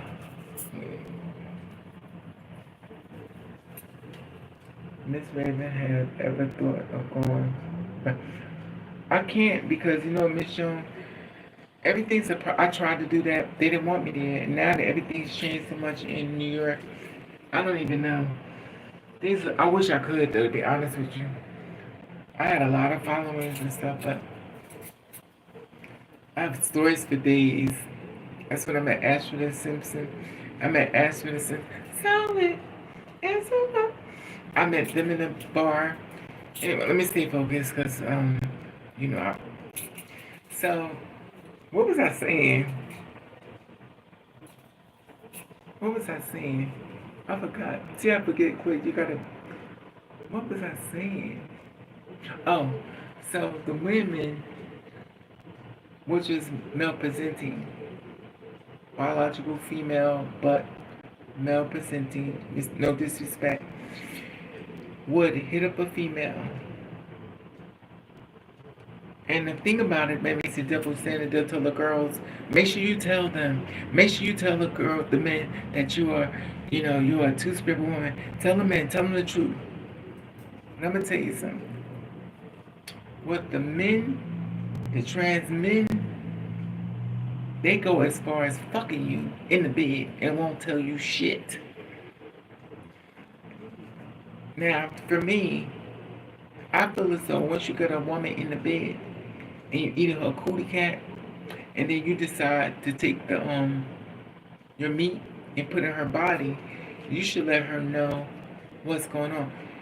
I've spoken to so many women, they don't feel as though they need to tell. They don't feel as though they need to tell the woman that she was born, and she will fuck her. She will have sex with the woman, have sex with her, stuff like that, and fuck her and everything. Never telling a woman. Never, nobody talks about that, and there's so many of them do that. They don't tell the woman nothing. They meet guys, some of them are trans men. They don't tell the gay guys that they're biological, they're not telling the truth. But then, the weird thing is, you ever heard of this guy named Jason Lee? He does blogs and stuff. The thing is, they'll have sex with a woman and not tell them. Now, one girl found out that she was dating a trans man because the girl said she started banging on the door to let the woman know. She's banging on her mother's door, telling her that she needed to talk to her because she was pregnant. She said, I'm pregnant. And he got to do responsibilities. He has a baby on the way. She said, I need money for my kid, my Similac milk, and different things for the baby that's coming. So the trans man mother started banging on the door, and then she said, tell him, I'm pregnant with this baby. So tell this girl the truth. So the mother tells her to come downstairs to tell the girl the truth. So the girl comes down, the man, male presenting trans man, whatever, he went downstairs to tell the girl the truth. But instead of telling the girl the truth, he says to her, like, you want to take the lie to your grave. He says to her, I had a condom on. You ain't pregnant. And the mother said, you better tell her the truth. And she was like, I had a condom on. So the mother reached in her pants and pulled it out to the girl. She said, you're not pregnant. And so the trans man was like, yo, why you do that? And the girl ran off because, she was embarrassed. But unfortunately, this happens a lot. But the trans men don't tell the women. But they were telling the girls, you need to tell him before, stuff like that. And the thing is, there's so many different circles, and I'm not saying there's different rules or people are going to live life the way they want. So no matter what somebody else feels as though you need to do, it has nothing to do with them. Now, I'm a kind of person that believes in doing the right thing. That's part of my doctrine. But there is a lot of men out here that's looking for the girls. And there are a lot of women out there that's looking for two-spirit men. And it's so weird because, I don't know, this is very much a disconnect, but I don't ever hear about the men getting murdered. But then again, I did hear some stories about men being murdered because they didn't tell. But anyway, that's nothing. It's getting too dark. We have to change the subject. But you know what? I'm not trying to stop anybody's transition where they feel as though they're in the wrong body and stuff like that. But Y'all ever heard of Jacob Jahano? Is that his name? Jacob Jahana, whatever his name. He transitioned. Well, she's now a woman. So I think her name is Jessica. Are y'all still with me? So I'm trying to figure out, because I haven't seen her once she transitioned. And I don't see her on doing videos unless there's a channel or I haven't seen her. Wait a minute.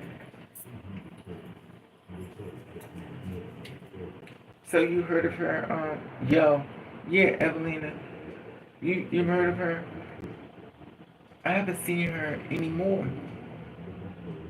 She got the cootie catnip. That's allegedly. I don't know that y'all business, but she was doing the whole thing. She's getting her body done. She got the cootie cat. I guess the breast. I don't know, but I know she just disappeared off the. She just disappeared. Oh, she's still right, but I just is gone. I guess maybe she wanted to start a life over, but I don't know. But it's weird. You ever heard this girl named Samantha James, Cookie Tookie? Anyway, let me stop telling people business.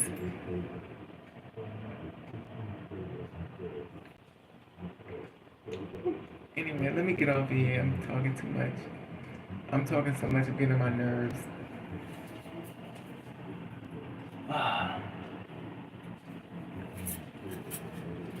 I saw your wings a second. Little pink ones. Hey, Evelina. Cookie Tookie, yeah. Yes, 100%. Y'all know the story about Cookie Tookie, right? Y'all know her story? I did a story about her. But y'all know her story? I shouldn't tell her story because I don't know if it's true or not. The ones I know is true because I heard it straight from the source. But when I did this story about her, I don't want to share false facts. Because when I did this story on her, because if you look at my blog on my page, you'll see Samantha James. I did the whole story about her. She wanted to be a mortician, and she was doing balls and stuff, and she got her body done, and then people would tell her, you're fishy, and they pumped her up and stuff. So the story went out that she was a gay man that became two-spirit woman, and because everybody lived her being so beautiful when she was done up. Let me tell you something. Being a two-spirit woman is not a costume. Being a two-spirit woman is a spirit that's in your body. That's already in there. You can't become a two-spirit woman if you don't feel nothing like a woman. You may feel gay, you may feel some, but the woman spirit is inside of your body, and it don't require medical transition. It don't require titties. It don't require a whole bunch of things, anesthetics. The thing is, it's the spirit that's in your body, and you move within that spirit that's already been placed in your soul. And the thing is, when you are a gay person or a gay man that decides to transition to a woman because you look more prettier, more passable, you look more better as a woman, but that's not what you are. You start trying to please the world through their eyes to be accepted. So when she did that, because they was living for her and stuff like that, so when she did that and stuff, they would take her halfway, but they didn't take her the whole way. So you can't help somebody transition and then leave them there. Because when you leave them there, you're leaving them there as the way they feel they are a gay boy. A lot of Butch Queens transition to trophies. They like the gag and the real life. Exactly 100%. A gay man knows nothing. Hey, you my people. You my people. You my people. You my people. You my sister. That's the thing. And the thing is, you can put, oh my bitch, you lovely, you beautiful, da, da, da. But the thing is, you don't feel nothing like a woman. And the thing, it's not an act, it's not a costume, it's not something you just play. It's the spirit. The spirit moves exactly where it moves in your body. That's the thing that gets me. Well, you have to watch women. No, you don't need to watch a woman. You need to watch shit. It's in you. Everybody wants to take the credit for something that has nothing to do with it. It has nothing to do with something you've seen. It has nothing to do with you saw a woman. She said that's not how it is. It don't go that way. When you are a two-spirit woman, it's already there. People point out to you as a child. It's like you act just like a girl. You do everything like a woman. You do everything like because that's what you are. So when you make the outside match the inside, whichever way that works for you, you start feeling complete. But the weird thing is, when you do transition and start looking beautiful, they'll say, "Oh, you're a man."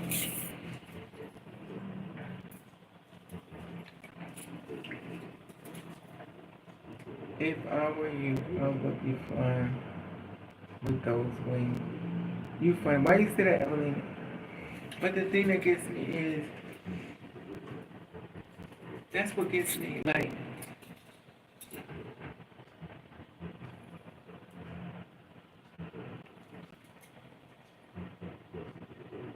it's not an act. That's why when guys meet up, they be like, "You act just like a woman." That's not an act. Nobody's acting like shit. No matter what the world say, what the world describe you as, that's why I say you're a two-spirit woman.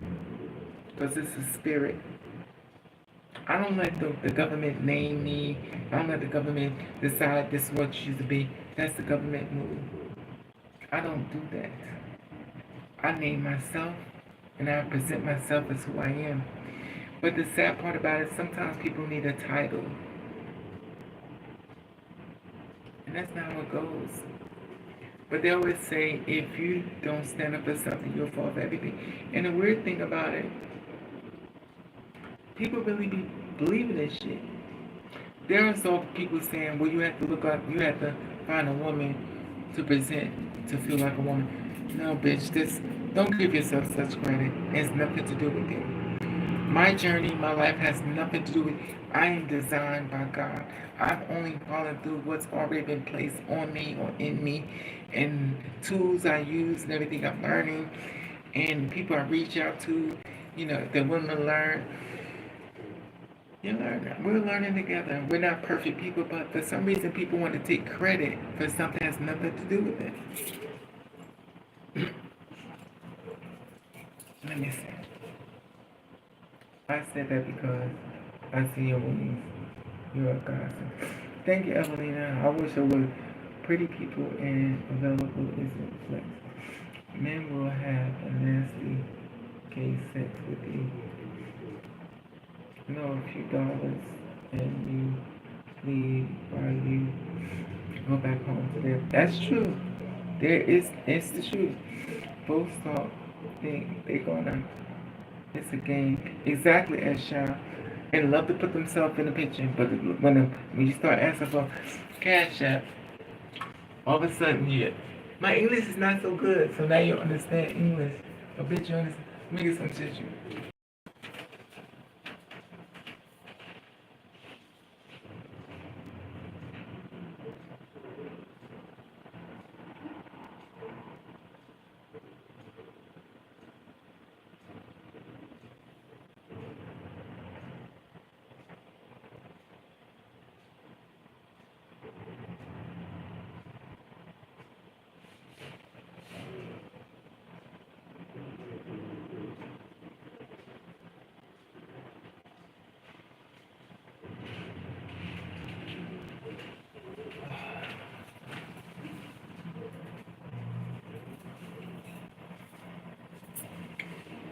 So,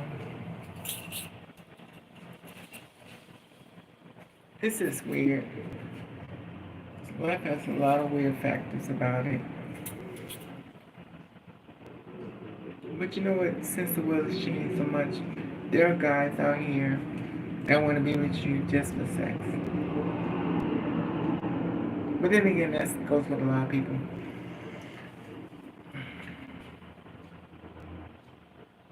I don't know.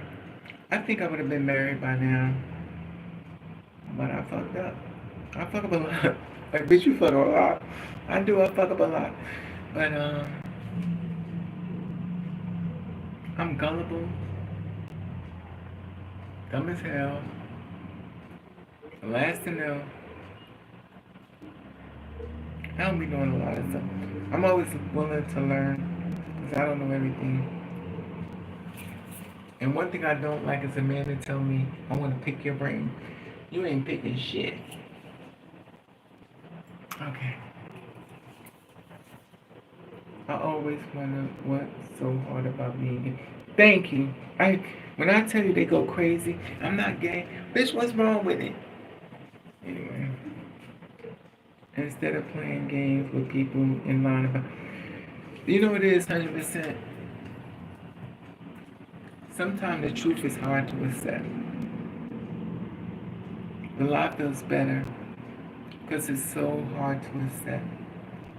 Especially when you done got so many women you done had sex with and fuck them over, and then you gonna come out as gay.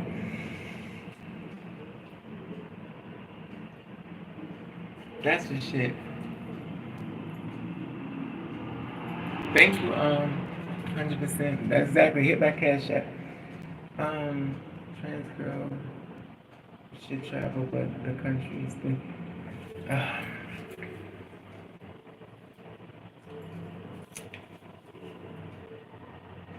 That's the thing, Evelina. Even though you want to grab hold of your sisters, you can't grab hold of your sisters. I told you 2 of them tried to get me taken out of here. I ain't do shit to them, but they wanted me dead. So I don't even know if that's it. My thing is, I do better when I hang with the opposite sex. When I hang with a guy, whether they fucked up or not, I still like being around men.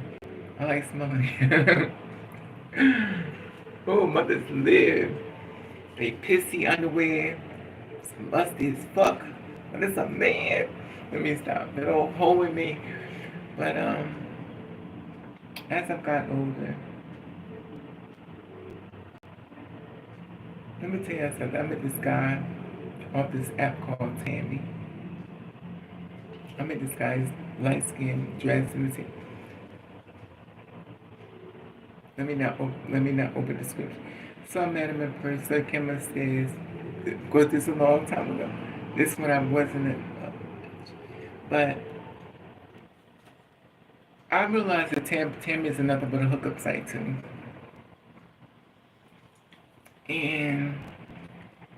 But the men's selection are much more better looking.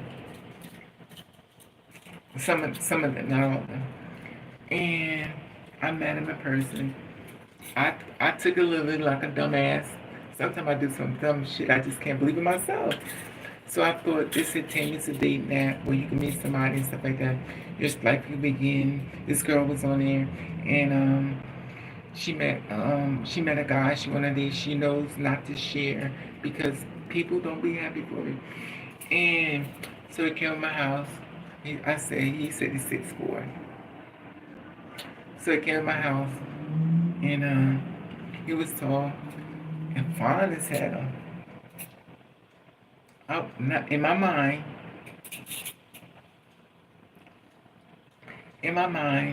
I'm thinking, I found my person.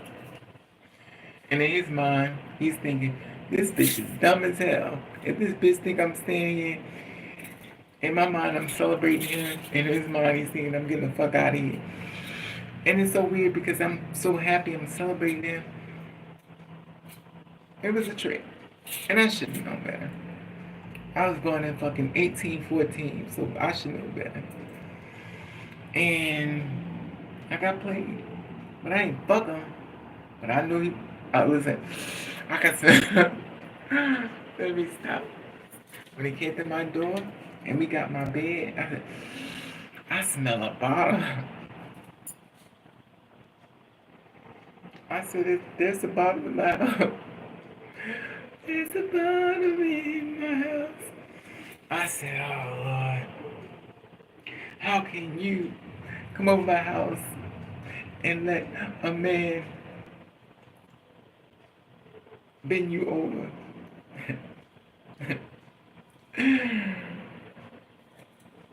But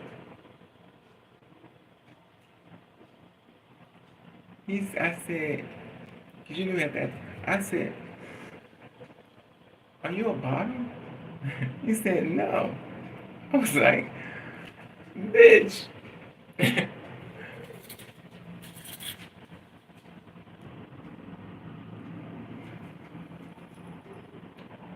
I said, there's not a man in that body. He was like, yo, you attack this, what's it called? Masculinity. No, I'm good. I'm like, it's okay. We could cock you a woman.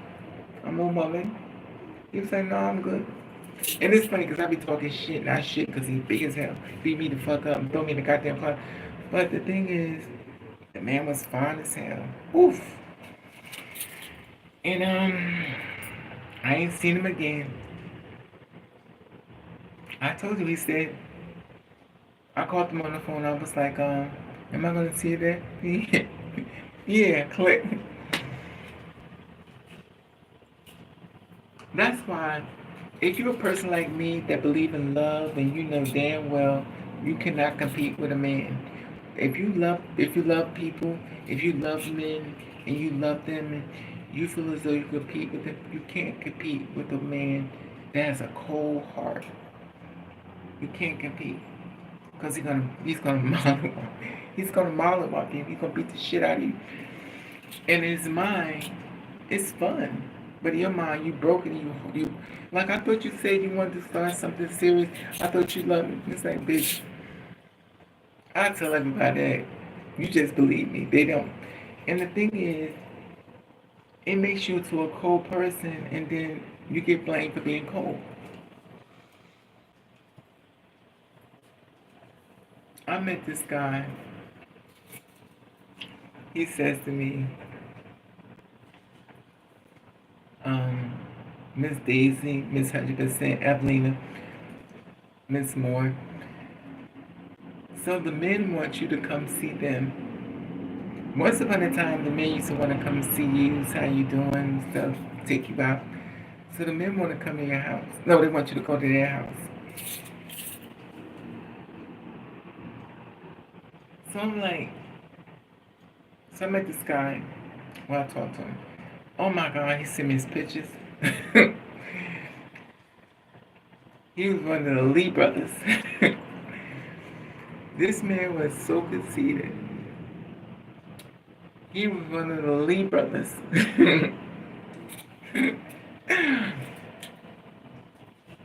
Other Lee.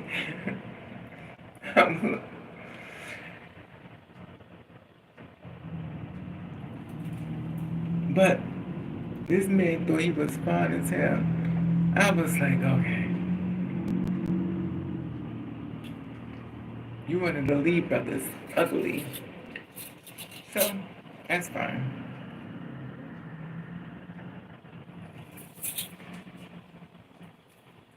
So, can you show your boobs? Oh Lord. Okay, and it's just so crazy to me how people, if you're a person like me, that especially you, Evelyn, I think you kind of like me. S-Child, what S-Child at? Maybe Miss Moore. If you're 100%, if you're a person like me that love hard, don't date because you have such a good spirit. And they will rip it straight out of your soul and then blame you for getting mad that they did it.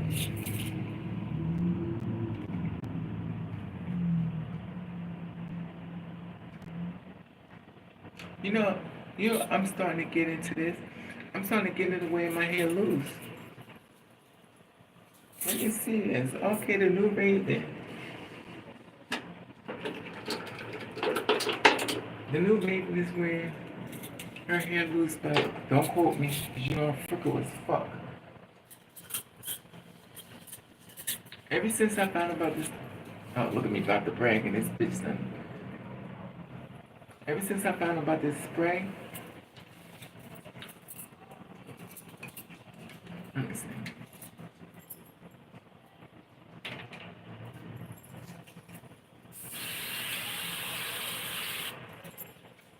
Ever since I found about this spray, look at it. Let me spray the top. I cannot believe this shit works.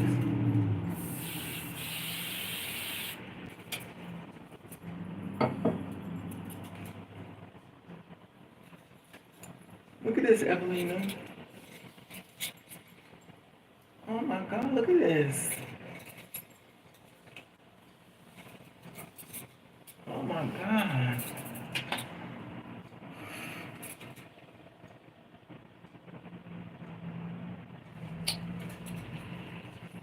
Let me show. I know y'all gonna talk about it and everything, bitch. So I was working inside the car, and I was working. So I got in the car, and I found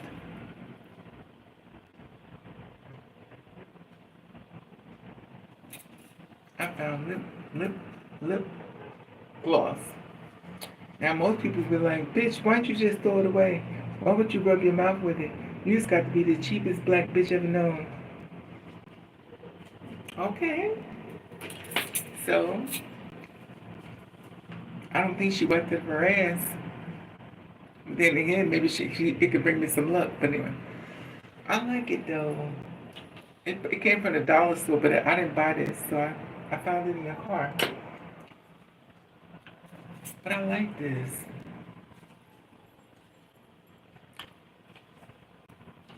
I like it.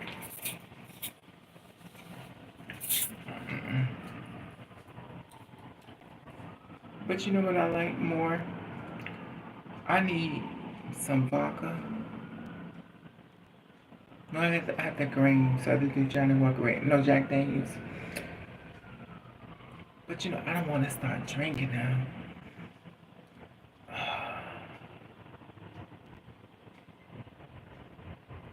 Mm-mm-mm. Because when you get to drinking, you do shit you regret the next day. I got enough shit. You know what's funny? Guess what I was doing? I was looking for my cell phone. That should show you how my mind is going. I'm trying to figure where my cell phone at. Have you ever done that? Look for something you want it. Like I'm on my cell phone. So I called this place up. It was about a job. And they were talking about private investigator. So I sent them a few things as far as resume and stuff. They didn't call me. You think I would be used to it by now? And when I went to Fort Lee to get a job, and I drove my car, and my car ended up breaking down. They didn't call me either.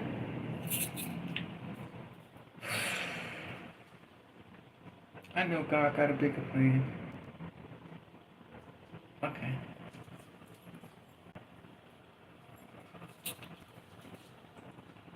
People will use you, make themselves feel good. That's true. Be selfish. I'm trying. I'm trying. Let's keep invoking the light. Okay, Daisy. You speaking my language, Mama. I invoke the light. All right, Mama.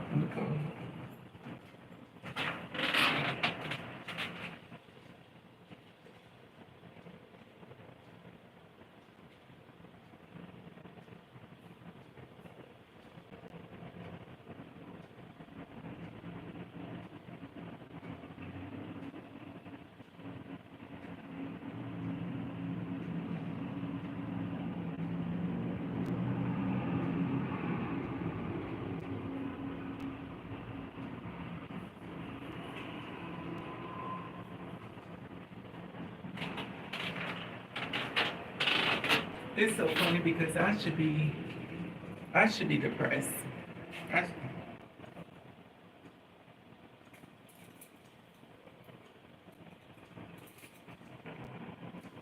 look, imagine that Indian stuff.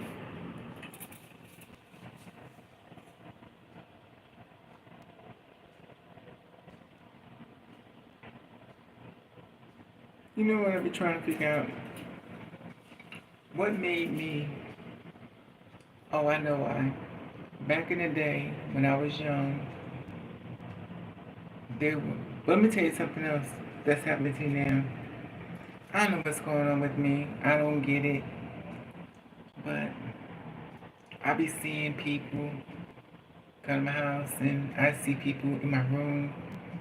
I, I think I wouldn't say I'm going crazy, but I don't know. And the thing is, I used to be more so of looking Indian. So when I was younger, I used to think that I looked more like an Indian. Then all of a sudden, as I've gotten older, I get told I'm Dominican and Spanish. I'm like, what the? But black people look a lot of ways, and but the reason why the Indians and stuff came to my life because of a lot of things, the spiritual warfare and everything going on in the world. And when I would meet guys and stuff, I would I think with me was I think I scared the men off because it was like this guy told me, he said, "You don't believe in God?" I said, "Yeah." He's like, "Why your house like that?"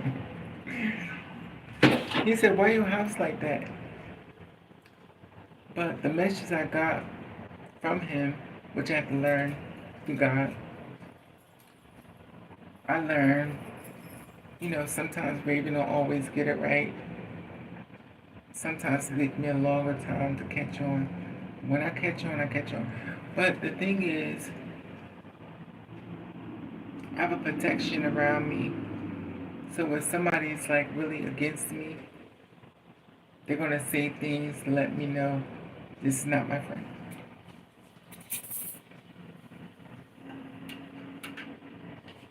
So, this isn't this cute? This one I got from Dola here. Look at this. They only give you Indian. Give you broken harness. Broken harness. But anyway.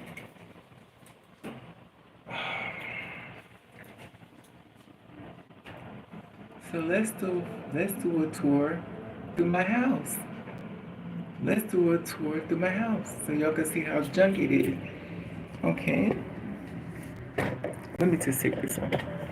I'm not gonna carry it. Okay.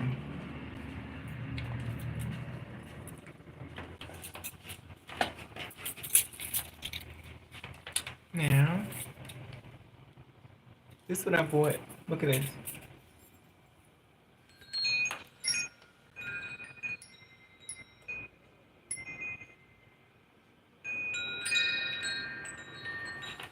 And this is the thing that my mother made for me. This come from me. Let me see.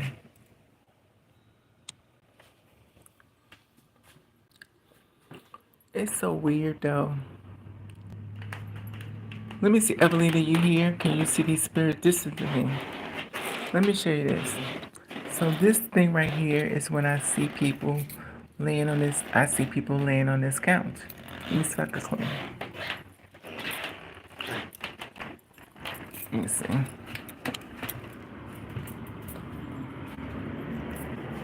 What I do with the tissue?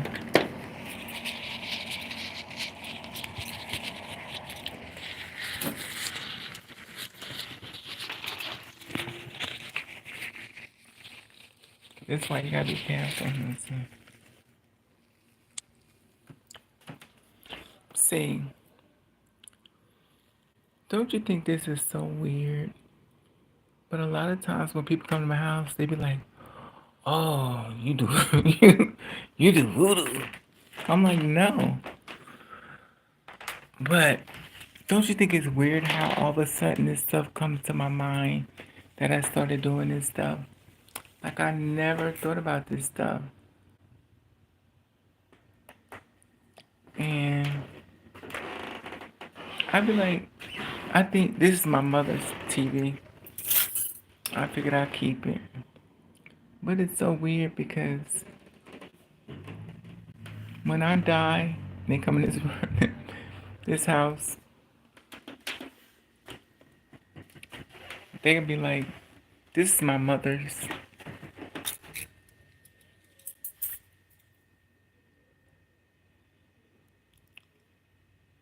Let me see. This is my pantry area. I should be showing you this case some bitch on here when I do. This is what I got. I got this out the garbage. Look at this shit. I got this out the garbage. And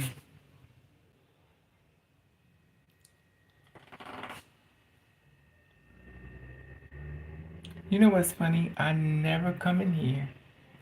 Oh shit, it's coming loose.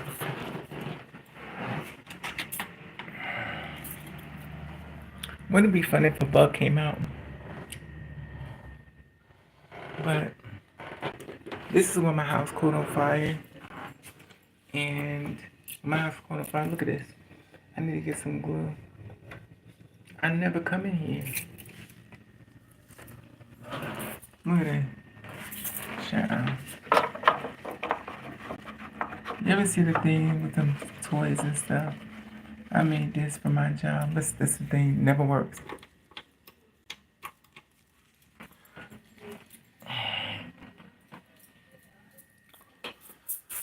So, and it's funny because I got this right. Let me show you this. This thing cost me $12. And it's like little bells. So I got it for like $12 and stuff. And anyway.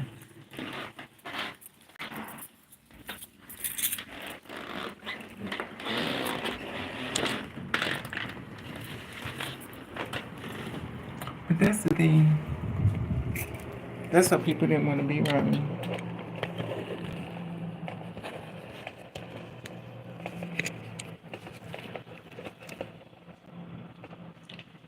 It's like, you do voodoo? So no, Yumi! What's up, Yumi? Where you been, baby?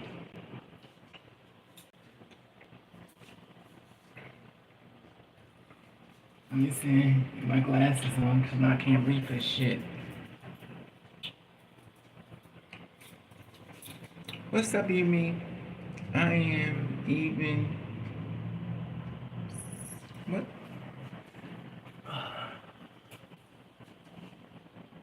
I am even sober. Super late. That's okay, as long as you made it, you made. As long as you're okay. I like how you have your. Thank you, 100%. But it's so weird because the reason why I have the Indian stuff is because I wanted to block out. I want to block out the spirits that's to come in my house.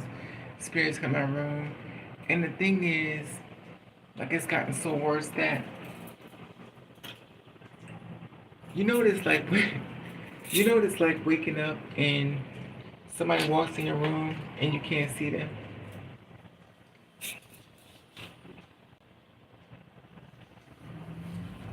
So walk in my room. I think the worst part of it is when I'm in my room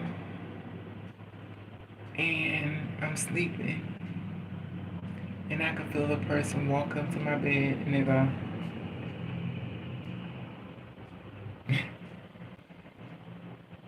The spirits that come into my room, I'm like, oh Lord. If you're not here to pay no rent, then or cash at me some money, what the fuck is you anyway? But it's so weird to me.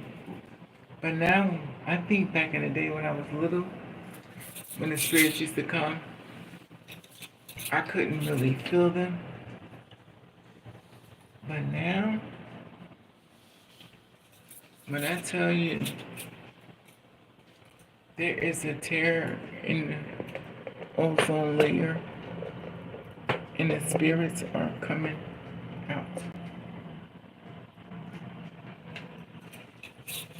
And what makes it even worse, they come in my room.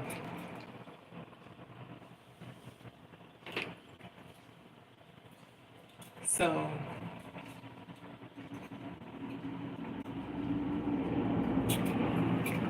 they're in my room.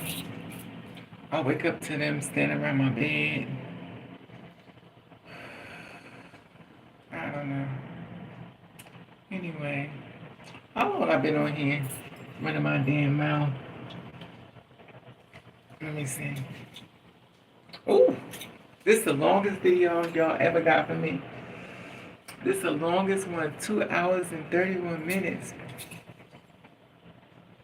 Anyway, this is the longest video. Miss Moore, Miss S. Child.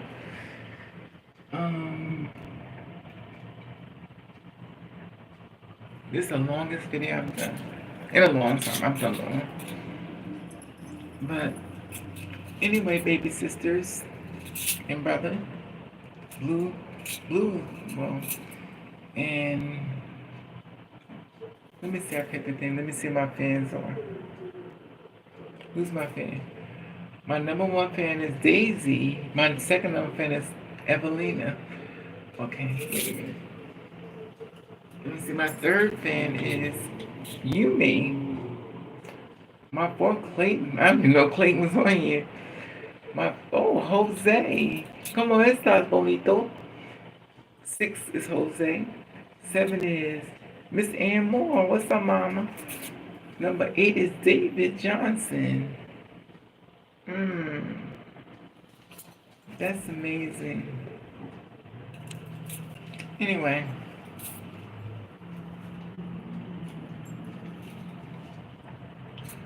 So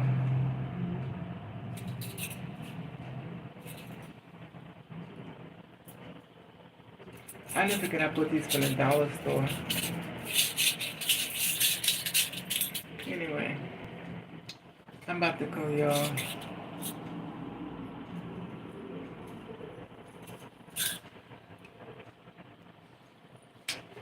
I would love to wear my hair loose and feel like a goddamn, what's they call it?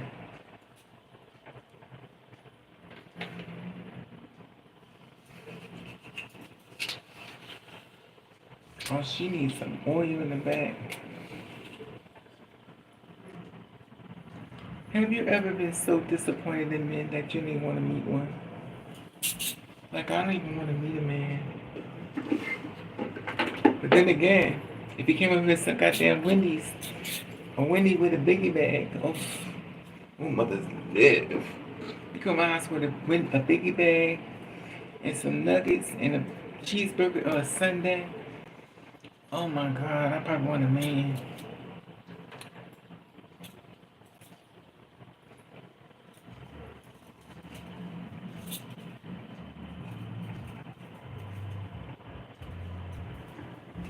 My whole attitude would change. Oh. Let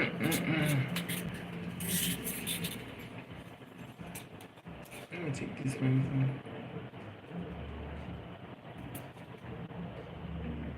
The only reason why I wore this shirt is because I got so much clothes, y'all, and I'm never gonna wear it. And I'm gonna die one day, and I'm gonna at least wear some of this shit. I got some clothes on top of clothes, and I ain't gonna wear it. I'm getting older. I'm gonna die soon. But at least I could say I wore it.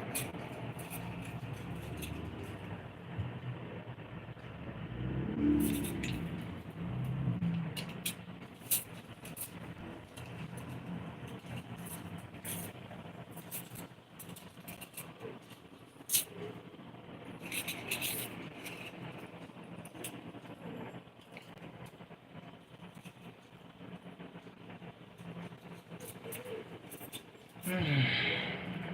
What's this thing? What y'all eating for dinner?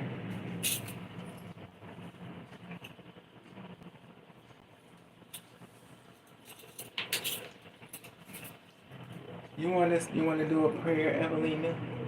Miss Daisy. You want to do a prayer? Y'all want to pray before we leave? Are y'all good? Y'all y'all feel like y'all blessings are equally over.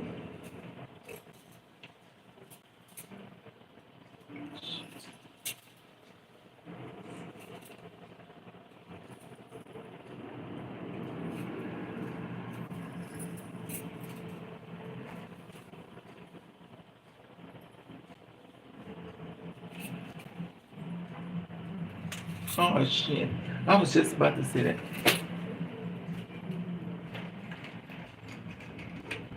I was like, this shit ain't pop. It's how you know you're getting old when you bend over. You like, bitch, I'm about to roll. I'm about to roll over. That's what I like about lace wigs and shit. You make your hairline shorter, especially with me.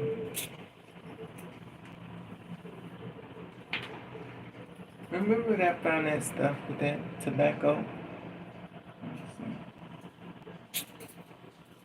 This man told me only date lady boys. I said, well, good for you.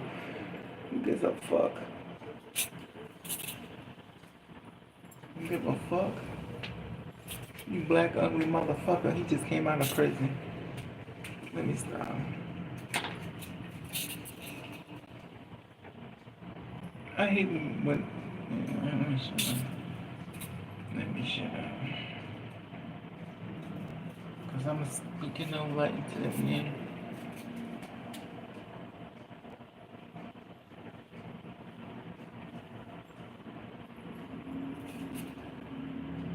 Today is a good day. And when I say that, that means spiritually. Like, I don't feel too bad today. Maybe because I'm praying more, I don't know. But the same message I keep getting over and over and over, that I just need to pray more, I guess. Let me see. I just need to pray more. Let me see.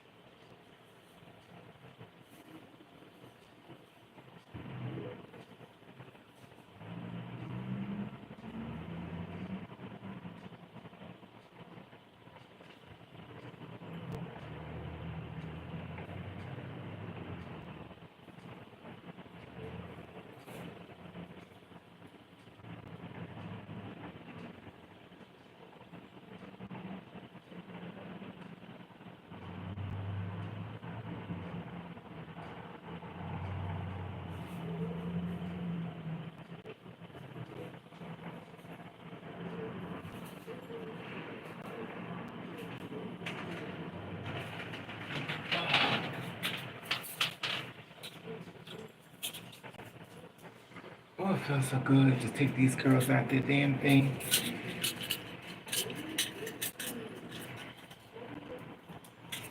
I don't know who the hell get comfortable with bras on. That shit. Y'all like wearing bras? I cannot stand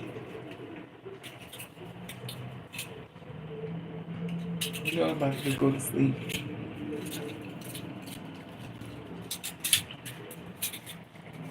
So y'all want me to do a prayer with y'all? I don't know.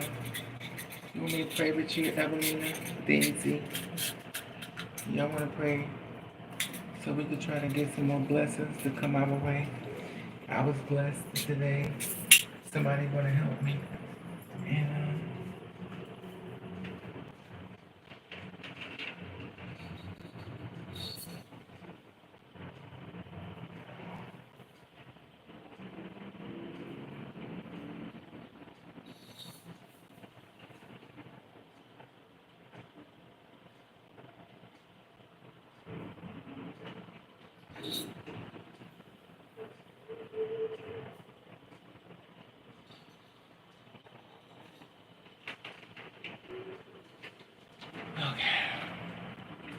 So today's teaching is about being in control of the words that come out of your mouth. Being in control of everything that you pull to yourself. So we have to practice positive energy, positive things, and some we have to manifest great things to come because we have been so focused on raising the darkness and not really raising the light. If that makes sense. Okay, let me see.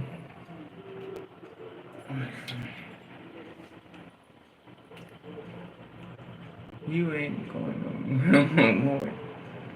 Sure, let's pray. Daisy, Miss Ravenovah, last time you had a French. Oof, you know I'm greedy. I would love to have some French fries. But you know what else, Daisy? I'm on the nuggets. I had some nuggets. You ever get the nuggets with the tang in it? I'm like, man, this is so good. Anyway, I don't know. Look at this. My head is so big you can't even. My head is so big you don't even see these. My head is huge. I'm on the M&M candy, and clearly I'm the. I guess I'm gonna say the peanut, but I don't know. My head is big, but it still works, so I'm not complaining. You know, things have been a lot worse, so I'm being grateful for all the things that I have, and celebrate the things that I have. Okay, let's do a prayer for blessings. We're going to do a prayer for blessings. So, I don't know how all of a sudden I became this person of prayer, but okay. How do I start? Okay. Oh, Father, for so many things that we're going through in this life and living and stuff, bless this morning. Bless this morning, bless us on the evening, bless within our life. Let things come out of us better than we ever could imagine. Also, let things happen that we know should have been happened months ago, years ago, and blessings upon blessings on blessings, because we invict the light. I invict the light, I invict the light, Lord. I invict the light, so everything that's negative or dark is being taken away from me, because we invict the light, we invict the light, and the brightness with our soul is starting to shine straight through. We invict the light. That means we're going to put a light on anything that's dark.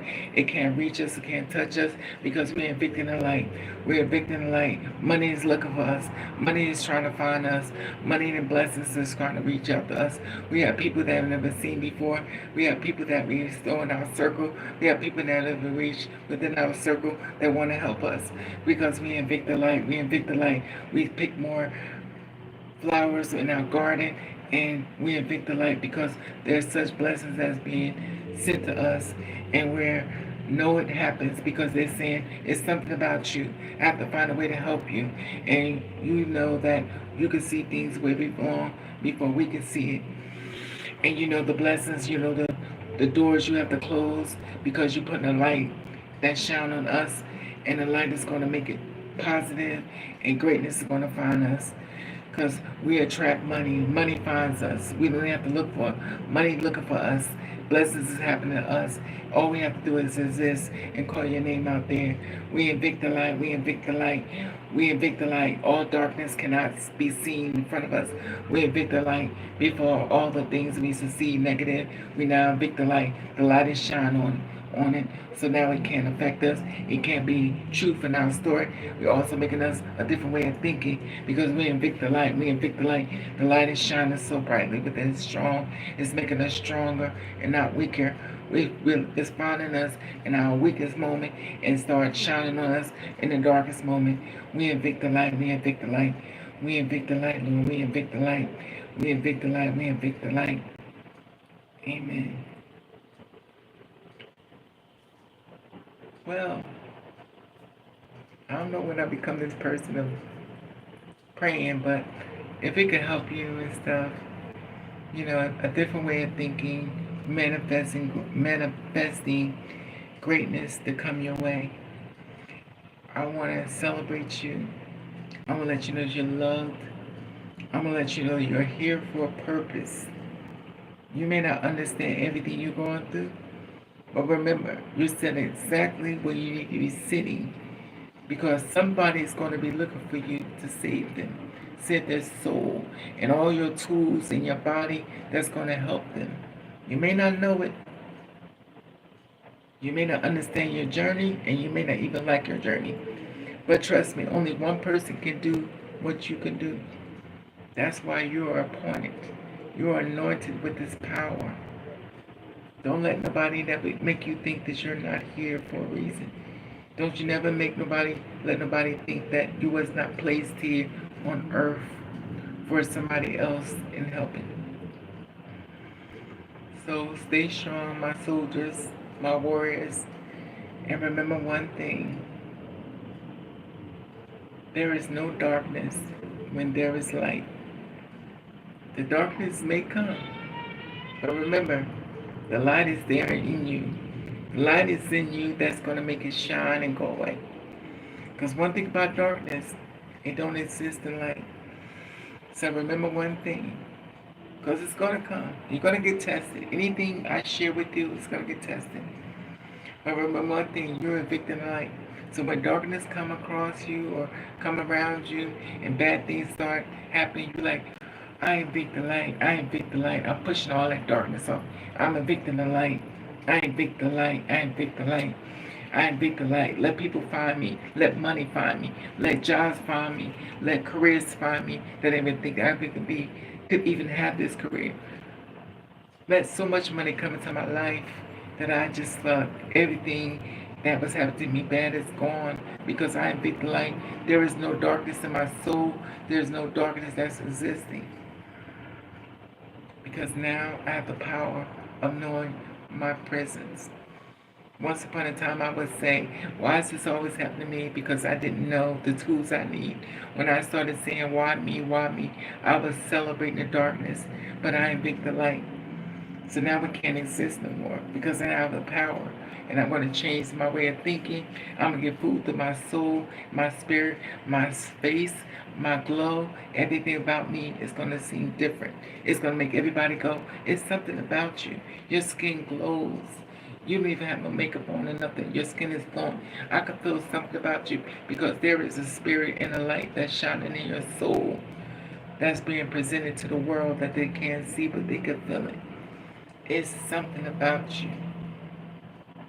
I feel like a good thing is there. And you do have a good thing. Anyway, I just wanted to do this prayer with you and stuff. And hopefully it'll reach you within, your darkest hour when it's tested. Because you're always going to get tested. And when you get tested, remember, this is part of the test. So now I know what I need to do to make sure this not happen. I'm in victim light. I'm in victim. So I'm going to cut the light on in my soul, my spirit, and it's going to go away. It's like a flashlight. Once you evict the light, all that darkness is going away. You are in charge. You are in charge of everything that comes into your life. You are in charge. I didn't know that. I didn't know that before. I just thought it was trauma dumping on me. Like, why did this always happen to me? And the thing about it was, when you say I evict the light be like, I was already here. I was just waiting for you to call me. You was like, and the blessings start coming. I've celebrated blessings with y'all so far every day of this week. And hopefully more to come. And more blessings going to come too. And I want to share that with you because y'all going to start telling me great things that's going to happen to y'all. Y'all going to be like, yo, Raven, this is really weird. Something else happened to me today. You're going to be celebrating so many blessings because I'm training your way of thinking totally different. It takes a while for it to really register. It takes a while. But as the light shines, it's going to let you know that you made it stronger. So when it happens, you're going to know how to handle it. Anyway, I love you all. And please keep in mind, you are a victor light. There will be no more darkness in your world. There will be no more darkness. There's only going to be celebration. Because you have a powerful tool in your soul. They can't take it away because they can't see it. It's been placed in your spirit and in your soul. And it's coming out your skin. But you're gonna have a testimony. You're gonna see a lot of great things are gonna come. I want to teach you how to pull positive things to you. Because you deserve it. You've been through enough. It's time. Anyway, I love you all. Please be safe. I'm going to go to bed. I'm tired. I'm praying. Amen. Exactly, Daisy. Just keep it. Exactly. That's why I tell you to teach you different things so you can know. Miss Daisy, thank you, Miss Daisy. Thank you to Miss Daisy, Miss Yumi, Miss Evelina, Miss S. Chow. Because we are in charge of the negative, though. We have to learn to accept that. That negative stuff is there because we put it there. But now we're about to clean it out. So because we about to open that door. So many blessings is coming our way. And we're going to receive it. And I want y'all to be able to give you a testimony because it's going to come. Now you're going to be shocked. I'm not going to lie. You're going to be a little shocked when stuff starts coming to you that's so great. You're like, yo, this is weird.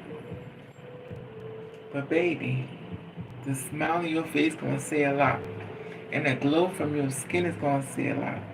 And you can feel it in your soul and in your body. It's going to be your testimony, your story. But it's going to be a powerful story. Just be aware that something great is coming. It's a bigger blessing than you ever get to see. Just be mindful. So when darkness comes in, it's like, they're not ready for the blessing.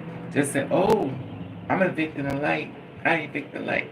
So the light, you push that dark thing that got in your ear,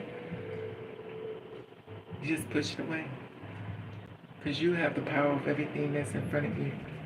Anyway, y'all have a good night and stuff. And please be safe and keep in mind, because just because I pray with you don't mean it's not going to come. Just as long as you can recognize it when they do come. Because I gave you the bullet for the gun. So when it shows up, your bullet's already ready for it. And you have to really believe this when you share this, in your soul. Because faith without hope is nothing. Anyway, y'all have a good night and stuff. And please be safe if you decide to go out and stuff. Because there's a lot going on in this world. And remember, the light that shines inside of you is powerful. You maybe can't see it, but demons can see it. They come straight to you. But you have a light. It's going to get challenged. We know that. I'm going to get challenged. You're going to get challenged. But the one thing you have now is the bullet for the gun. So now it's time for you to win. And you're going to keep winning. Anyway, I'm tired. Y'all have a good night. And I love you all. Please be safe. I'm gonna go home.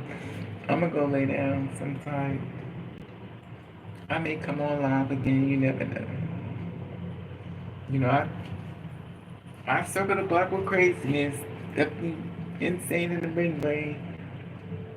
But anyway, I'm tired.